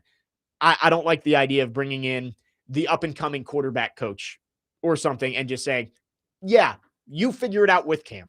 Yeah, no, it doesn't work. And again, this is, let's just set the table real quick. Titans have the number 4 overall draft pick, $100 million plus in salary cap space. That is something that attracts not only defensive coordinators, but an offensive coordinator that needs the help as a quarterback coach as well. That is a key fundamental piece into developing a quarterback in Cam Ward. And with Robert Saleh, again, all the reports are a large reason why the Titans wanted him was his plan for Cam Ward. I'm really excited to hear his opening press conference. I would guess that is one of the first questions he will be asked is, what is your plan for the quarterback? Words don't mean much. Actions mean much more. But I want to hear what he expects and what he's going to do to try and make Cam Ward the franchise quarterback. That's the most important thing for Robert Saleh right now. Yeah, it really is. 615-737-1025 is the phone number. If you want to text or call, our phone lines, driven by WilsonCountyHyundai.com. Much more on the Titans' decision to hire Robert Saleh as the next head coach. But we are going to spend 5 minutes on the national championship game coming up next, because what a game last night in Miami. Indiana cements themselves in history, 16-0 national champions. Google me, I win. Jake Lyman, Nick Frazier, Parker Kelly, next man up, 1025 the game.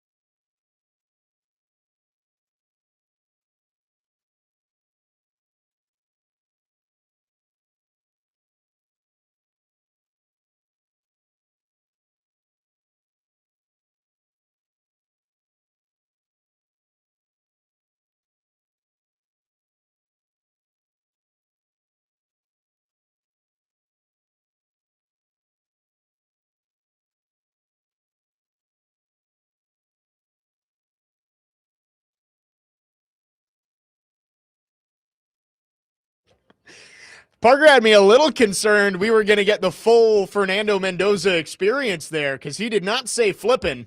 It was the greatest fake out of all time. Fernando Mendoza multiple times refused to cuss in post-game interviews, and then he let one rip yesterday. He did not say fudge. No, he did not. Christmas story reference. Fernando Mendoza, Kurt Signetti, and the Indiana Hoosiers are national champions. 27-21 the final last night. What a game. Indiana got off to a good start, up 10-0. Miami just couldn't get anything going on offense. Mark Fletcher bust the big run to get them back into it. And then it was just back and forth from there. Kurt Signetti, first off, the block punt was massive, decided that game in the end. Kurt Signetti going for it on fourth down and Mendoza getting the post-Heisman moment. Back and forth, and then Carson Beck, as he tends to do, threw the back-breaking interception at the end. Miami, credit to them. They played Indiana about as close as anybody has, with the exception of Ohio State. But the Hoosiers were a team of destiny, 16-0, and Kurt Signetti, one of, if not the greatest coaching jobs of all time over a 2-year span, to turn the Hoosiers from one of the perennially worst programs in the Power Four to a undefeated national champion in 2 seasons. It's a special thing for sure. I'm sure Indiana fans are just over the moon right now. One of our very own, Cruz Martin that works here, Indiana alum, right? He's a big Indiana guy. So no, the fact that what Signetti's done at Indiana is just something you don't get to see on a regular basis. I mean, again, he comes from that Nick Saban tree. There are a lot of Sabanisms that happened last night. Yeah. That was working the refs, was definitely, pinpointing certain things he wanted to happen in the game. I just thought that was just so Saban-esque. We got to see him smile at the very end. And I loved Molly McGrath's last question. How are you going to celebrate, Coach? With a beer. Yeah. I'm going to go have a beer. Kurt Signetti. Indiana, I did not believe in them at the beginning of the season. I thought they might do the same thing they did last year of, beat the bad teams on their schedule, lose to the good teams, maybe make the playoff, and then be a one and done again. Right. There was no reason to expect Indiana to take this jump.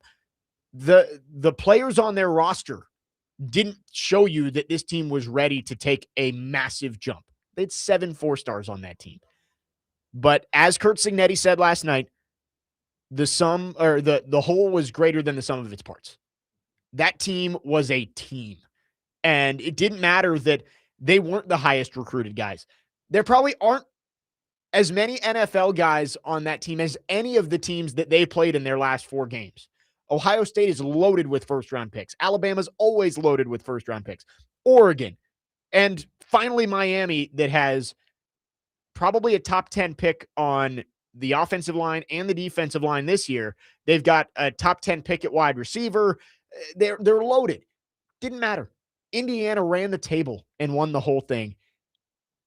They're going to make a movie about this probably sooner rather than later. It is, as you said, this is like playing the college football video game and saying, I want to rebuild Indiana. And because the video game's not all that realistic, maybe you're playing on, easy. You're not playing on Heisman, and you're able to turn it around and win a national championship in 2 years. That's where this happens in video games and movies. It does not happen in real life, but it just did.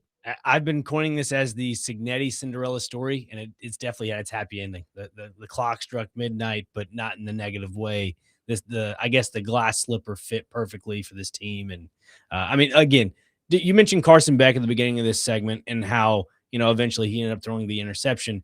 That was one quality of Indiana that they kind of exposed, is that all postseason playoffs for, Miami, they would just dump the ball off to Fletcher or Tony, and it would be short passes, kind of like that Miami Dolphins offense a little bit with McDaniel.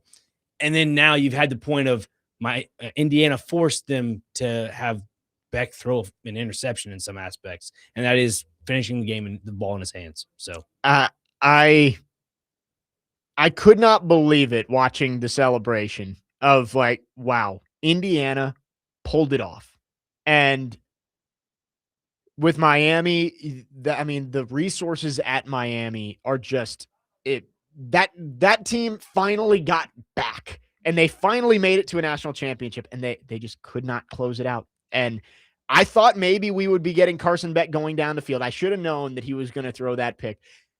Guy was, I wouldn't say open, but it was probably the right read there. He just didn't put enough touch on it. And the cornerback trailed him perfectly, made the play. Indiana national champions. Do we think the Hoosiers are here to stay? Is the question. Is this a one-year thing, or is Indiana all of a sudden going to be a power in college football moving forward, at least as long as Kurt Cignetti is there?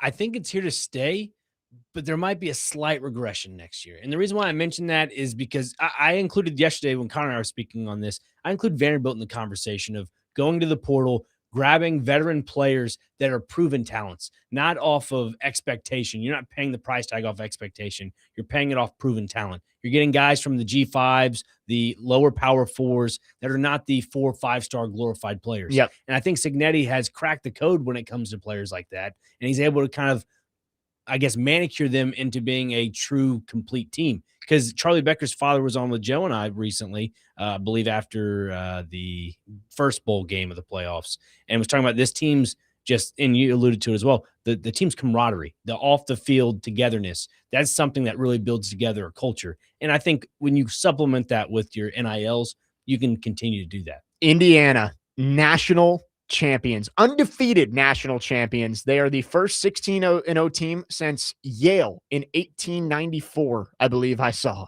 I mean, they played 16 games back when they didn't even wear pads. Indiana, 16-0. By the way, a little bit of breaking news. Tennessee is hiring national champion strength and conditioning coach Derek Owings from Indiana. Oh, wow. All right. So Tennessee maybe getting a little bit of a boost in the weight room from the Hoosiers. Gonna need a lot of strength to keep that team together. I am looking, and I think it might be recency bias, but I mentioned Ruben Bain, that I'm prepared if you draft him at 4, so be it. Like, Aaron Donald had short arms too, didn't seem to matter. Ruben Bain, if it fails because of the short arms, then fine. If he's not an elite player that you take at number 4, at this point, I'm willing to make that call, because he just wrecked games. Another player that I want the Titans to draft, and then again, recency bias, D'Angelo Pons, that cornerback from Indiana. He was all over the field last night. Yeah, he's a top-notch player. Again, I think that's where you can go to the draft if you're the Titans and say, we can kind of wait on that a little bit. I think the recency bias will subside before the draft, and those Indiana players you think are high expectation guys might fall to the 4th and 5th rounds, which is a good thing to have. Because if you're the Titans, you don't want to spend a high pick on something like that. Yeah, again, the college football playoff doesn't decide where people get drafted, but I finished watching that game last night and couldn't help but think, man, I want to see Pons and I want to see Bain in two-tone blue coming up next year. 615-737-1025 is the phone number. Indiana national champions. They beat Miami 27-21 last night. When we come back into Robert Saleh, more on the Titans' decision to hire the San Francisco 49ers defensive coordinator, even when there was a new surprise candidate out there yesterday. Did the Titans consider Sean McDermott? We can talk about that coming up next. We'll also get to your phone, 615-737-1025. Jake Lyman, Nick Frazier, Parker Kelly. Next man up, 1025 The Game.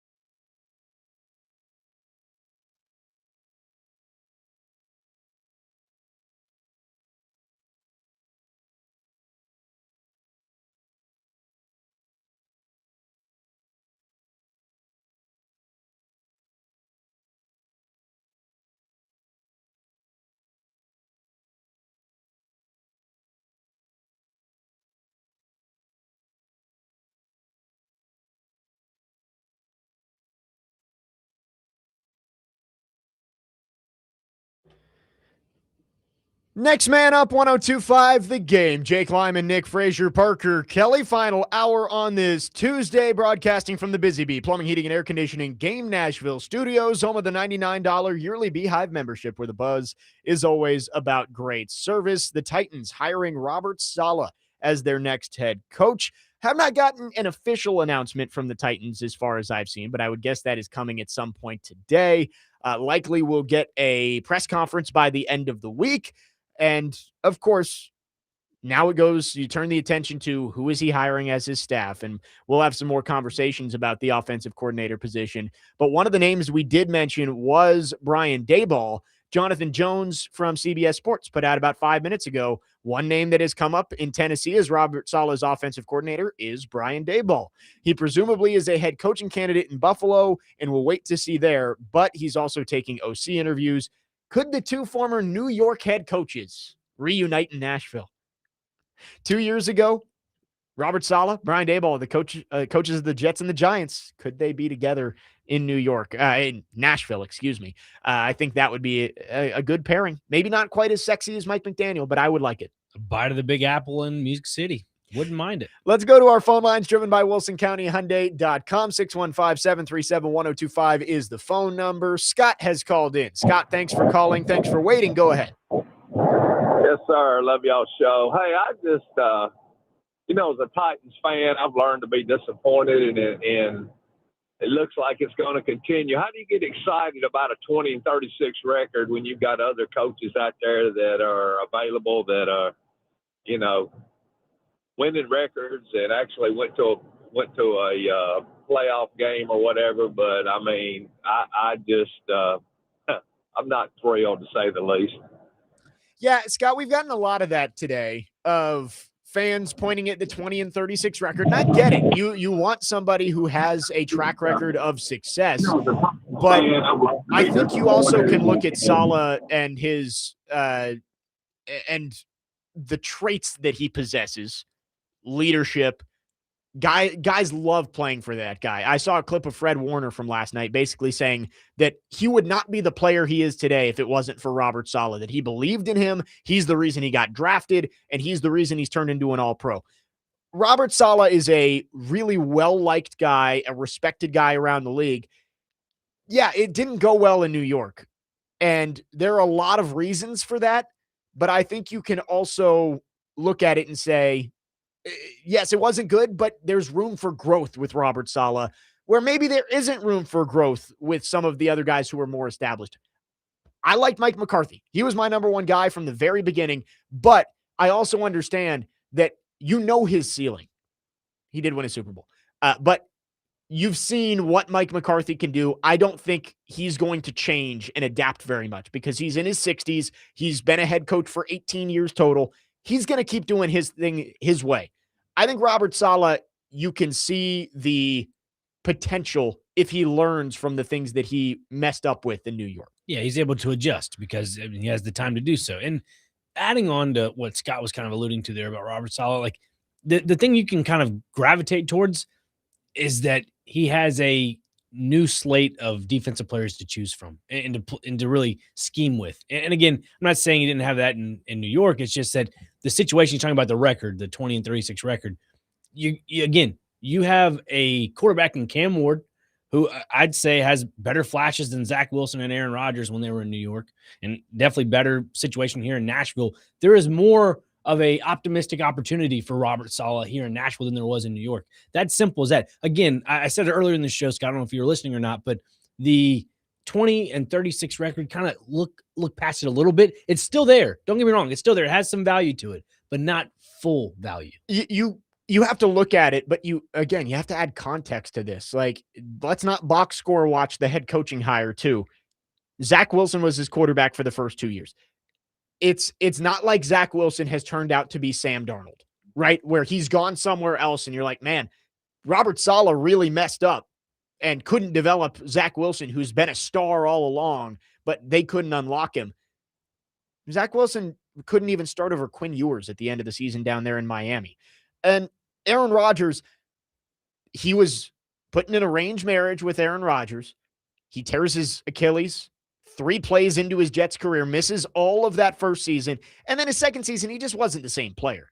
And you didn't have anywhere else you could go. There's context there for Robert Saleh. I think one of the things you can point to and say he needs to do better at is hiring a better offensive coordinator. Mike LaFleur, I don't know. I think part of Mike LaFleur's failures was just that Zach Wilson wasn't very good. Nathaniel Hackett was a bad hire as your offensive coordinator for the last 2 years. Rodgers hire. And that was a Rodgers hire, right? It was Rodgers' guy. And Rodgers basically dictated what that offense looked like his last 2 years. Robert Saleh, he had a part to play in that 20-36 record, 100%, and he's got to be better. But you have to add context to this. You can't just say, well, he's 20-36, he must suck. You don't know. Like there were a lot of bad things situationally around Robert Saleh that did not help him in trying to be a good head coach his first time around.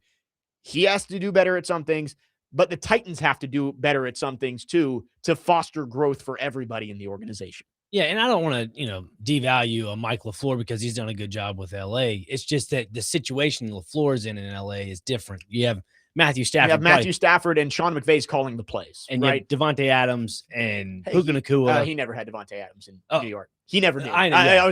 I was about to say, hey, he had him in New York too, but yeah, no, did not cross paths. Yeah, so the situation in LA right now, it's just sunshine and rainbows for him. And I don't think that you can say the same thing right now. And Mike LaFleur has been floated as a possible name for the Titans. I would struggle to get behind it because it's another one of those things of let's hope he learned from his mistakes with developing Zach Wilson. And I think Cam Ward is more talented than Zach Wilson, but I would rather have somebody with more of a proven track record of success with quarterbacks. 615-737-1025. Back to our phone lines. Adam from Portland is called in. Adam, thanks for calling. Good morning. So it's been a weird morning. I haven't had a chance to listen to anybody's opinion except for Scott. And I hope the fan base does not feel like that. That is the wackiest take ever. Like, dude, this who wins in New York? Nobody. Like, Manginius had 1 year, and Rex Ryan had 1 year. That's it. And they go down as loser coaches in New York. So don't blame that on him. He's got a quarterback that, yeah, exactly like you said, tore his Achilles the 3 plays into the season. So there's 17 games right now. He's basically a 500 coach there, which is not bad in New York. Whatever, dude. Like, I'm so proud of Mike Borgonzi for not hiring his buddy that I fully believe in this. And we were all looking for it. If you Twitter last night, seeing Buck put who cares about the Titans, like, I care about the Titans right now. And I was so happy that they made that hire. Like, we needed an alpha. He's an alpha. We had zero identity on this football team. Everything was falling on Cam. Now we got a coach who's like, all right, I can make a defense that doesn't have 2 of the best defensive players in the world still look elite. So I'm all about that, dude. I think it's a great hire. Anybody I don't know if I'm not standing alone with that, but I think it was a great hire. No, you definitely don't stand alone. It's been mixed opinions so far this morning of it's all across the spectrum of great hire, playing the parade, to what are we doing? It's a horrible hire. Why would they hire Robert Saleh? It's always somewhere in the middle. Like that should be the motto of our show here on Next Man Up. It's always somewhere in the middle. Like, we get these polarizing topics of everybody wants it to be black and white. It's horrible. He sucks, or he's great. He's the best. It's always in the middle. And with Robert Saleh, it's a wait and see game, right? There's reasons to think he can be a good head coach in his second opportunity. There's also reasons to be a little bit cautious about your optimism with Robert Saleh based on what has happened in his previous stop in New York. Both things can be true. We've got to see what he does. Staff, personnel, what they do on the field. Robert Saleh is going to have a chance to prove himself. Yeah, and again, Nashville is a place to honestly really prove yourself because there's nothing really here, minus the value of $100 million in cap space, 4th overall pick. Again, when they made this little announcement on Twitter, the Schefters and the Rappaports of the world, I thought this is a match made in heaven for a number 4 overall pick in Ruben Bain. And I think that's where you start with this whole entire Saleh, because that's how you prove yourself. You prove yourself with proven talent. Again, it goes to the Signetti aspect as well. It applies in the NFL. Yeah, it's like coaches are only as good as their players. Yeah. A great coach, if he doesn't have good players, is probably not going to be very good. I hate to bring it up, but like Mike Vrabel. Look at Mike Vrabel. The last 2 years here, that roster was bad. His quarterback was hurt, and he went 6-18. It happens. He's a good coach. I think we can all agree on that Mike Vrabel's a good coach. Mm-hmm. He didn't have the players. He didn't look like a very good coach there. So Robert Saleh, yes, he has to be better. He's got to make adjustments. He has to hire the right staff. But his success is largely going to hinge on the players that come in here and whether the Titans can get some cornerstone, elite, young talent in the next couple of drafts. That's what it's all going to depend on. Yeah, Saleh is a part of the success here, but the largest part is, can you find the players to turn this thing around? Yeah, and obviously the offensive coordinator to supplement for Cam Ward. Can't forget about that as well. Going to be a big decision. 615-737-1025 is the phone number. We'll get to some of your texts. Also, I wanted to talk about Sean McDermott because he was fired yesterday morning. I was not in. I wanted to talk about, would it have been a good idea for the Titans to hold off and see if they could get in on the McDermott sweepstakes? We'll talk about it coming up next. Jake Lyman, Nick Frazier, Parker Kelly, next man up, 102.5 The Game.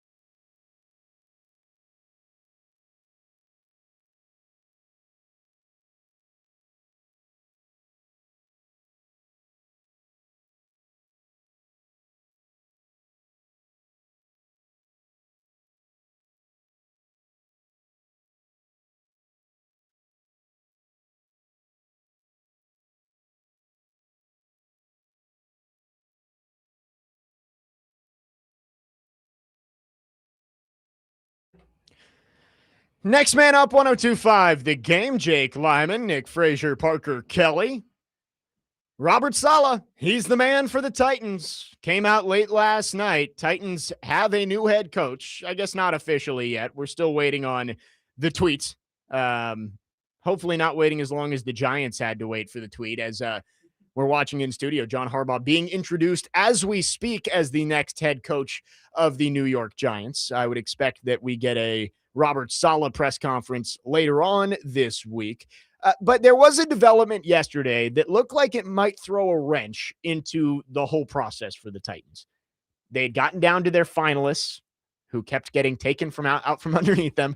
I guess so. The 4 finalists were Stefanski, Hafley, Nagy, Saleh. Like that's the 4 that were announced. 2 of them never made it to Nashville. So it was Nagy and Saleh yesterday. But then the news comes out that Sean McDermott gets fired as the head coach of the Buffalo Bills.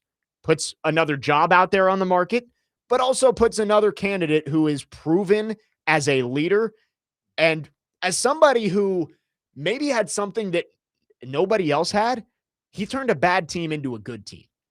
Like, John Harbaugh took over the Ravens, and yeah, he'd been there for a while, but the Ravens had a history of being great. I mean, he had Ray Lewis and Ed Reed on his team when he showed up. Mike McCarthy took over Packers, historic franchise, Cowboys, historic franchise. They had talent on those teams. So even the guys who had a track record of success, you're like, well, did they build it or did they just inherit a team and maintain it? Sean McDermott built it. He took over a Bills team that hadn't been to the playoffs since 1999, took them back there in his first year and went 8 out of 9 seasons. 7 of those were 10-win years. I would have loved Sean McDermott. Loved. But I also understand why the Titans didn't kick the tires on that. Of, you've gone through this whole process. You've whittled it down. You really like Robert Saleh. Are you willing to risk with him heading to Arizona the next day and the rumors saying that, hey, Arizona is going to hire him if he gets out of your building? Are you willing to risk that just on the chance that Sean McDermott will come and talk to you? You can't do it, because unless you called McDermott's agent and he said, Sean McDermott wants nothing more than to come to Nashville. He will sign the contract. He will come down tomorrow and he will be your next head coach. That doesn't happen. It wasn't going to happen. Unless that happened, you had to hire Robert Saleh. Yeah, it was a must. And you make a great point about the Arizona hiring because, again, it follows that trend of Stefanski, Hafley, and Harbaugh. You're scheduled to go see them, and then the next day, they're out the door. They're going to another place. Titans finally did that to Arizona yesterday. Yeah, finally, right? Yeah. And again, I think it came more of the impatience for me of like, all right, you've interviewed 16 coaches, head coaching candidates. It's time to really choose your belle of the ball. And if it was Robert Saleh, which it is now, I think good for them. Because if they waited around any longer to just talk to Sean McDermott, I think they would be looking for some form of a structure of security, because I don't think Sean McDermott would have said yes immediately. That's my big issue. Well, now, if you wanted Nagy, if Nagy was the guy and Borgonzi and everybody's on board, they're like, all right, we are comfortable hiring Matt Nagy. He's not going anywhere. I hate to say it, but Matt Nagy hasn't gotten a whole lot of buzz. He's gotten interviews places, but it's not like, oh, if he leaves the building in Nashville, look out, Cleveland's getting ready to hire Matt Nagy. He wasn't going anywhere. If you were comfortable with Matt Nagy and you wanted to go take a big swing at McDermott, I think you could have done it. Yeah. And as much as Matt Nagy might say, I don't want to sit around and wait for you guys to figure out if I'm good enough for you, he would have done it. Like, if you were comfortable with Nagy, you weren't going to lose him, you could have taken a big swing. But Saleh, you were going to lose. If you did not hire Robert Saleh last night, you weren't going to get him. And if you strike out on McDermott and then you have to settle, not only do you end up with a coach that wasn't one of your top choices, the optics of that are horrible. Yeah. We took big swings on Harbaugh. We took a big swing on McDermott. We struck out both times and had to just settle for Matt Nagy. It doesn't look good.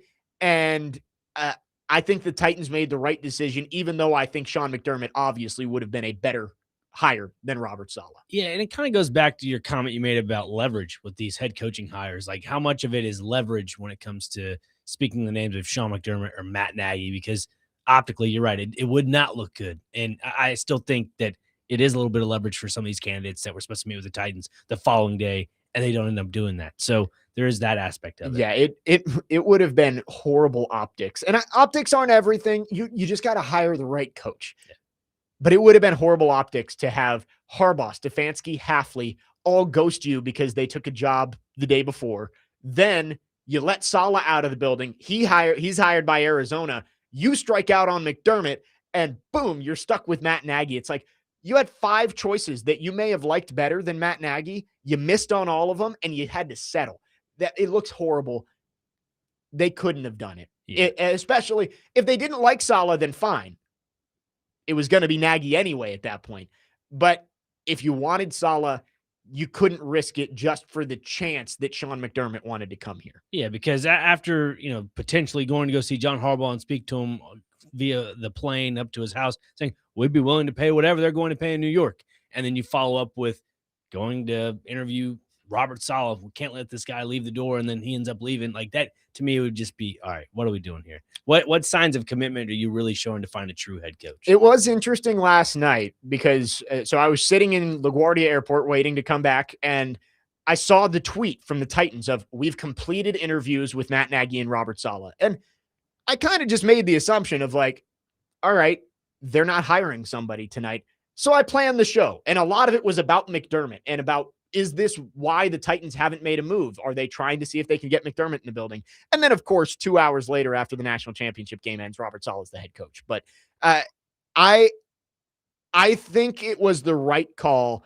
to not prolong the process, risk losing a guy that they clearly valued in Robert Saleh just for the chance of McDermott. Again, it's a different thing if you call McDermott yesterday after he gets fired and say, hey, we want you here in Nashville, and they say, you're our number 1 pick. We're flying out tomorrow morning. If that had happened, then sure, I think it's worth a shot at it. But clearly that's not the response that they got from McDermott. McDermott might have been interested in an interview, but clearly the response wasn't, you're my number 1 choice. Yeah. And again, if you look at it from, again, you mentioned the optics with Mike McCarthy and say he wasn't really a top candidate, and then he ends up, not being on the list, and Saleh walks, and you go to try to interview McDermott, then you're really left with your hands tied. Yep. That's what really is frustrating optically. Yeah. I think the Titans really had to hire Robert Saleh last night if he was their guy. You couldn't let him go interview with the Cardinals. I think the Titans are a better job than the Cardinals, clearly. You got a quarterback. You're not playing in the NFC West, which Robert Saleh knows more than anybody. Like, does he want to face Mike McDonald, Kyle Shanahan, Sean McVay twice a year? I don't think so. So there's still a chance that Saleh left, went to Arizona, and then came back to the Titans and said, hey, I want to be with you. Here's what Arizona's offering me. Do you want me to come to Nashville? That probably is what would have happened, but I just don't think you could have risked it if you were the Titans, if you felt like Saleh was the guy. No, and the whole 5-year, Adam Schefter put it out an hour ago, Titans are giving new head coach Robert Saleh a 5-year contract per source. Say if Saleh doesn't work out in year 1 and McDermott's still on the table, like takes a year off, would that be, I guess obviously it would be a call to make, right? Or do you go with the trend of going back to an OC? If you fire Saleh? Yeah, after this year is what I'm trying to say. It would have to go really, really horrible if you fire. Like, you might have to go 1-16 to fire Saleh after this year. Again, yeah, it's a hypothetical, but yeah, I would think the early guys that you would look at if McDermott's sitting out there for sure, Mike Tomlin, maybe. Like you might have to give up draft capital still. I don't know when his contract expires and he'd be free. 27, I believe. 27. So yeah, you'd still have to give up draft capital. But yeah, God, things would have to be just absolutely awful. Like literally one of the worst seasons in NFL history. And Cam Ward would have to look like he has no idea what he's doing to fire Robert Saleh after 1 year. I don't think it would happen, though. I really, really hope it doesn't happen. But I think that is the standard here. I think Amy wants patience. She wants this group to succeed, right? Mm-hmm. You now have a group that I think should be on the same timeline here.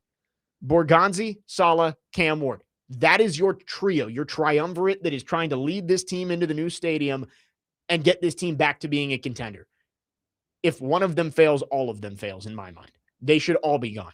And if it happens as quick as this year, they need to all be gone immediately. Like if you go 1-16 or something like that this year, get everybody out. Yeah. Because clearly and I know I hate it because it's like that would be 5 straight years of a major change in the organization, but you really can't just hold on to these guys if you know they're not the guy. I think they're going to be better this year. With all of the resources they have, you bring in veterans in free agency, you add pieces with your first couple of draft picks that you hope can take an immediate step for this team. They should be better. If they're somehow worse, then yeah, things went horribly wrong. I think 7 wins would be a good baseline for this team. That would be my expectation. Yeah. Get this team to 7 wins where you're playing meaningful football into late November, December. Maybe you run out of gas down the stretch. You finish 3rd in the division, something like that. That should be the expectation this year. Not everybody goes from 3-14 to the AFC Championship game. But Mike Vrabel. 2020, this team should be back in the playoffs by 2027. Yeah. That has to be the goal. And also, too, if he can take advantage of like one of those last place schedules, then that's kind of, because look, that's what Mike Vrabel did, and I gave him his flowers yesterday for it. Took advantage of those bottom tier schedules that, you're a good coach. You can get your team to a top level team. Yep. And they've got the Jets as part of that 4th place schedule. The Commanders. Is that right? No. The Commanders are I think they play the AFC East. I know they have this Pittsburgh. Year. Let's see. Yeah. Pittsburgh, Cleveland, Jags, Colts, Texans, obviously. Yeah. Philly. So they play the whole NFC East. So they play at the Giants. So who is the 4th place guys? It is, the Lions. I guess they did finish last. It's so annoying with the 4th place schedule when it works out like that, because you get the division that's just loaded and the Lions somehow finish in 4th place. Yeah. But you do get the Raiders and the Jets. So, which is promising. Fernando Mendoza as a rookie, and then Robert Saleh revenge game against the Jets. I think that one, whenever the schedule comes out, Robert Saleh, red ink circling that one. 615-737-1025 is the phone number. We got a couple more segments. We'll continue to talk Robert Saleh on the other side. Also, the Preds back in town tonight. We will preview that game against the Sabres coming up at the tail end of the show as well. Jake Lyman, Nick Frazier, Parker Kelly, next man up, 102.5 The Game.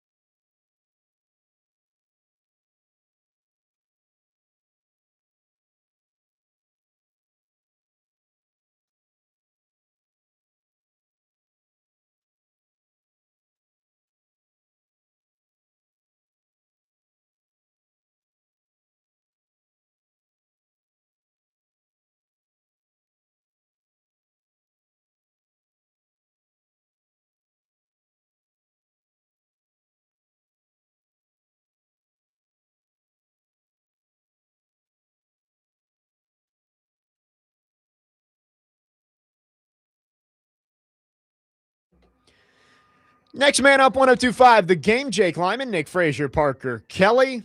Been a fun show today. Titans hiring Robert Saleh as their next head coach. We have spent 2+ weeks talking ad nauseum about candidates, and it is finally over. The Titans have made a hire.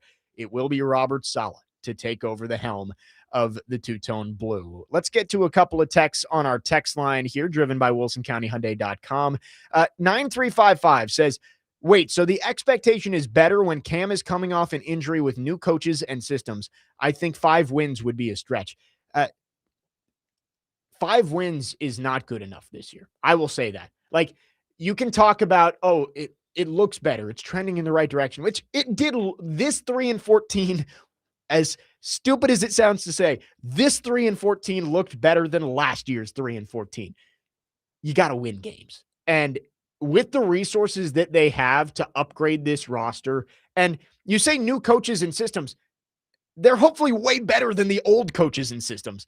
This team needs to win games this year. There's no more moral victories in this rebuild. You got to see progress, and progress meaning more wins. You've got $100 million cap space to add veteran players to this roster. You've got 2 picks in the top 35, and you got a quarterback who was growing towards the end of the season. You mentioned the injury. We don't know how serious it's going to affect his offseason. I think maybe we'll get an update on that hopefully in the next couple of weeks. This team needs to win more games. 7 wins should be the expectation next year for this team. 6, I think, would show a good amount of growth, but I am putting it at, I want to see 7 wins from the Titans next year. Yeah, minimum you get 6 because you have to double your win total. As simple as that. With as much, with all of the tools you have at your disposal to make this team better, you can't just win 4 or 5 games next year. You've got to at least show that you can be competitive, because the guys that you're expecting to get this team back to being a Super Bowl contender are the guys on your team right now. Latham, Sweat, Gray, Ward, Oladejo, DK, Iamaner, Winston. That is the group that you're expecting to grow and help this team, along with the picks that you have this year. They've got to get better. 7 wins is my expectation. Anything short of that, I think, is underwhelming for year 1 under Robert Saleh. With the tools you have at your disposal. And again, new coaches, new systems. The old coaches in the old system sucked. That's why they got fired. That's why they won 6 games in 2 years. They should be better this year. And 7 wins, 6 to 8 maybe, if we want to make it a little bit more flexible. That's where they should be this year. They should not be in the cellar of the NFL for another season. Depending on who the offensive coordinator is, if it is a Mike McDaniel, 9 wins, 9-8, I think would be the ballpark number if McDaniel is the OC. If it's a Daboll, again, those are prolific former head coaches / offensive coordinators that have proven themselves. And again, you put them in the opportunity to succeed, which is the Tennessee Titans franchise and the situation that they're in financially. I don't see why you can't get 9 wins. Obviously, 7 seems like the baseline for sure, but 9 to me would be, hey man, I think that would put you in the wild card. Well, we got to see what they do in the offseason. Right. You can have all the tools at your disposal, but if you don't use them right, then sure, this team could crater out, and that's an indictment on Borgonzi and Saleh. But you would think with some of the no-name guys that were on this team this year and got significant playing time, especially in the secondary, like the $100 million you can use in cap space should replace those no-name guys with startable NFL players, I think is the way to put it. And then you have the 4th overall pick and the 35th pick and another in the 3rd round and a bunch in the late rounds. This roster should be exponentially better this year. And if the coaching is what you're hoping it is, you fire Brian Callahan to get a better coach. If Robert Saleh is better, 7 wins, I think, is a completely fair expectation. Let's just look through, not going win by win, but like looking at the schedule. It's not overly difficult. You play the Giants. You play the Browns. I don't think the Steelers are going to be that good this year. Mike Tomlin's gone. That 9-8 floor is no longer there. Who knows what the Commanders are? That game's at home. The Raiders, the Jets. That's 6 right there. Didn't even mention a single divisional game. Titans went 0-6 in the division for the first time ever in the AFC South this year.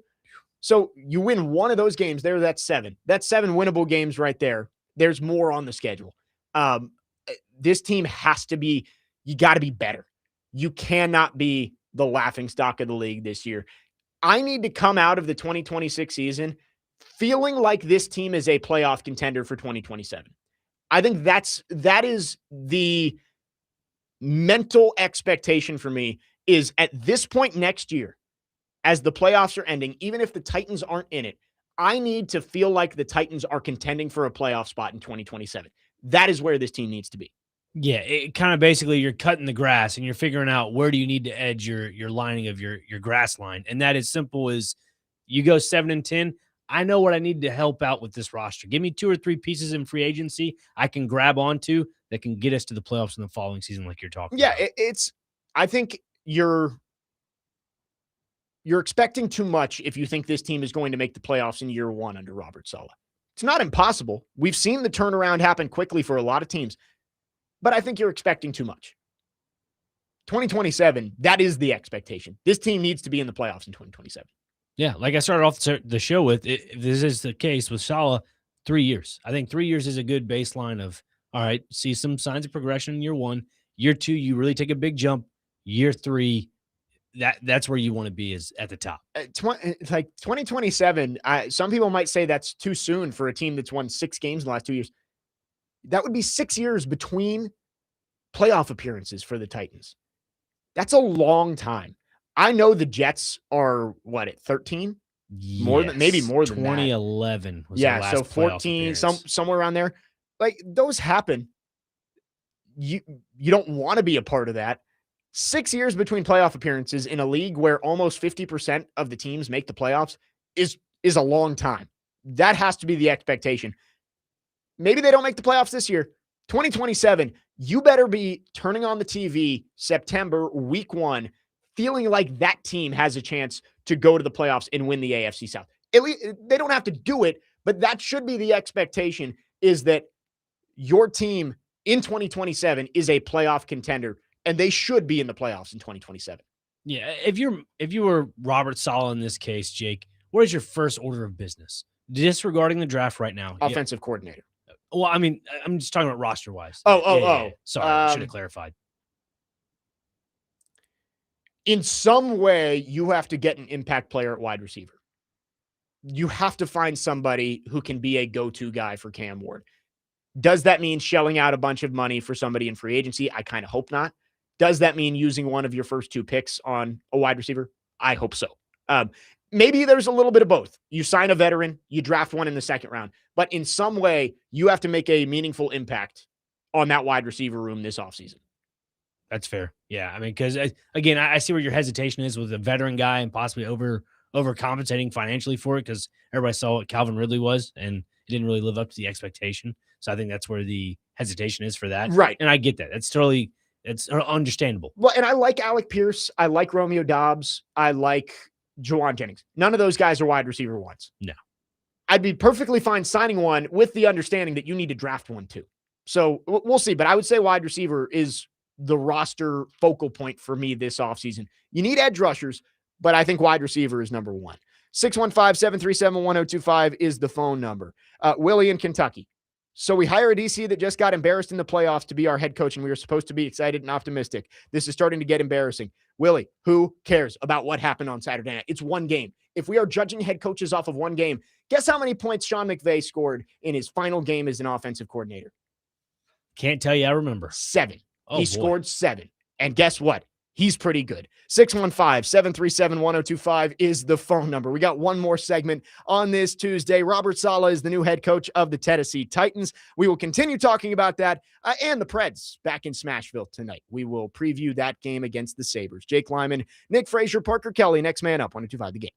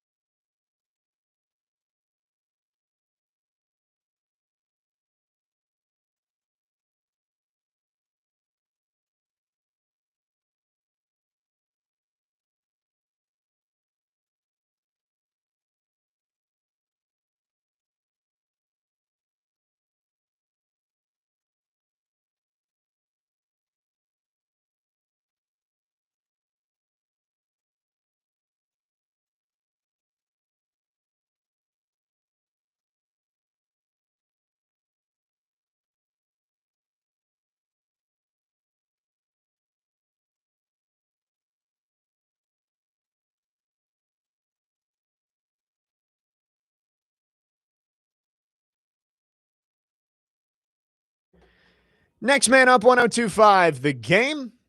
Jake Lyman, Nick Frazier, Parker Kelly, wrapping up the show on this Tuesday. Robert Saleh is the new head coach of the Tennessee Titans. Phil Collins. Phil Collins. Man. I mean, is this Phil Collins or is it Genesis? Like I never know. It's Phil Collins. Okay, because like obviously it sounds the same. I can never separate which one is actually under that name. Iconic, man. That's a childhood's dream to just listen to Phil Collins all day, every day. What movie does Phil Collins remind you of? I mean, Tarzan, of course. Right? Oh, okay. I was going to say Brother Bear. Oh, no. Have you ever seen Brother Bear? I think. I'd have to go back and look. That was one of my favorite. I named my cat when I was a kid after one of the characters, Coda. Yeah. Hey. So there you go. It's the third Godfather movie.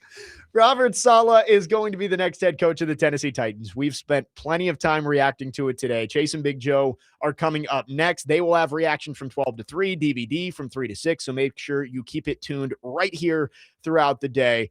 A couple final thoughts on Saleh.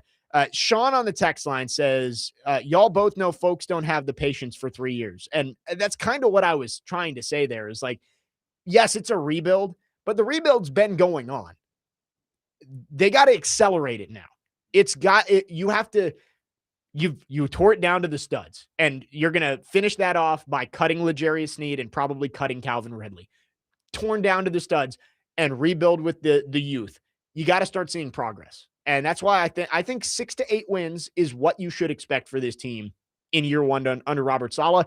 Anything less than that is a disappointment because with the influx of draft capital and salary cap and a new head coach, you expect this team to be 3 or 4 wins better. If you go 4-13, clearly things didn't change that much to get this team moving in the right direction. If they go 4-13, the one thing that comes to mind would be the culture was not set. The culture was not the buy-in was not there. That's what I get out of that. Just looking off numbers, if it was a 4-13, it's simple as that. It seems that the message was not come across that, hey, we're here to play football. We're not here to collect a check. Yep. And I think that's what a lot of guys are doing right now on that Titans team is just collecting a check. There wasn't a culture in that room. I don't think there was a whole lot of accountability towards the end of it's like, yeah, we're just kind of here. Like you said, collecting a check. Not everybody, but some people. Robert Saleh's got to set the culture. And of course, the OC hire are going to be important. Hopefully, maybe tomorrow we'll get a better idea of what the Titans are looking at in terms of OC. A couple more texts. Chip from Mount Juliet says, I saw draft words with Tate from OSU for the Titans first round projection. I like Carnell Tate. I'm leaning pass rusher at 4. I can see it both ways of, hey, you invest in wide receiver for Cam Ward. I think you're going to have good options at 35 at wide receiver, better than you would at edge rusher. So I think you go pass rusher 4, get that wide receiver at 35. 2498 says Becker from Indiana with your 4th round pick. Bring him home, fourth baby. Overall pick. Bring him home. Bring it back to Nashville with the 4th overall pick in the 2026 NFL draft. The Tennessee Titans select Charlie Becker. Look, Charlie Becker, St. Matthew kid, Father Ryan kid, part of that identity there. I mean, look, he's developed into being a perennial wide receiver in college football. I don't know where he is rated in terms of the draft, but after watching that game last night, again, a little bit of recency bias, I'd be perfectly happy with him being a Titan. The adjustments he made on some of those back shoulder throws from Mendoza, that is ridiculous stuff. I like Charlie Becker. I think he has one more year. He's sophomore. Okay, so he's not coming out this year. No, so we'll see him in 2027. But his back shoulder, like you mentioned, the adjustment, the back shoulder throws, the way he possessed the ball, I mean, again, incredible. The Ohio State game, the Miami game, both close down the stretch. He made some plays, winning plays for Indiana. We are running out of time, but I did want to mention Preds play tonight back in Nashville. 3 straight here at Bridgestone Arena this week, Tuesday, Thursday, Saturday. Over the weekend, 7-3 over Colorado. I mean, no one had beaten Colorado in regulation in their own building, and they went in and did it. It didn't look good against Vegas the next day. It's a back-to-back against 2 really good teams. We said if they could steal one, that's a win. They did steal one. Tonight, Buffalo Sabres on home ice. Preds trying to continue their push for a playoff spot. I think you got to sweep the home stretch. The 3 home games, you got to sweep that. I'd love to get 4 or 5 points out of these 3. It's Buffalo, Ottawa, Utah. So big opportunity tonight. Preds and the Buffalo Sabres. That is a 6 o'clock pregame here on 102.5 The Game, 7 o'clock puck drop. But again, Robert Saleh is the new head coach of the Tennessee Titans. Plenty more reaction coming up on the station. Chase and Big Joe are coming up next. Don't go anywhere. You're listening to 102.5 The Game.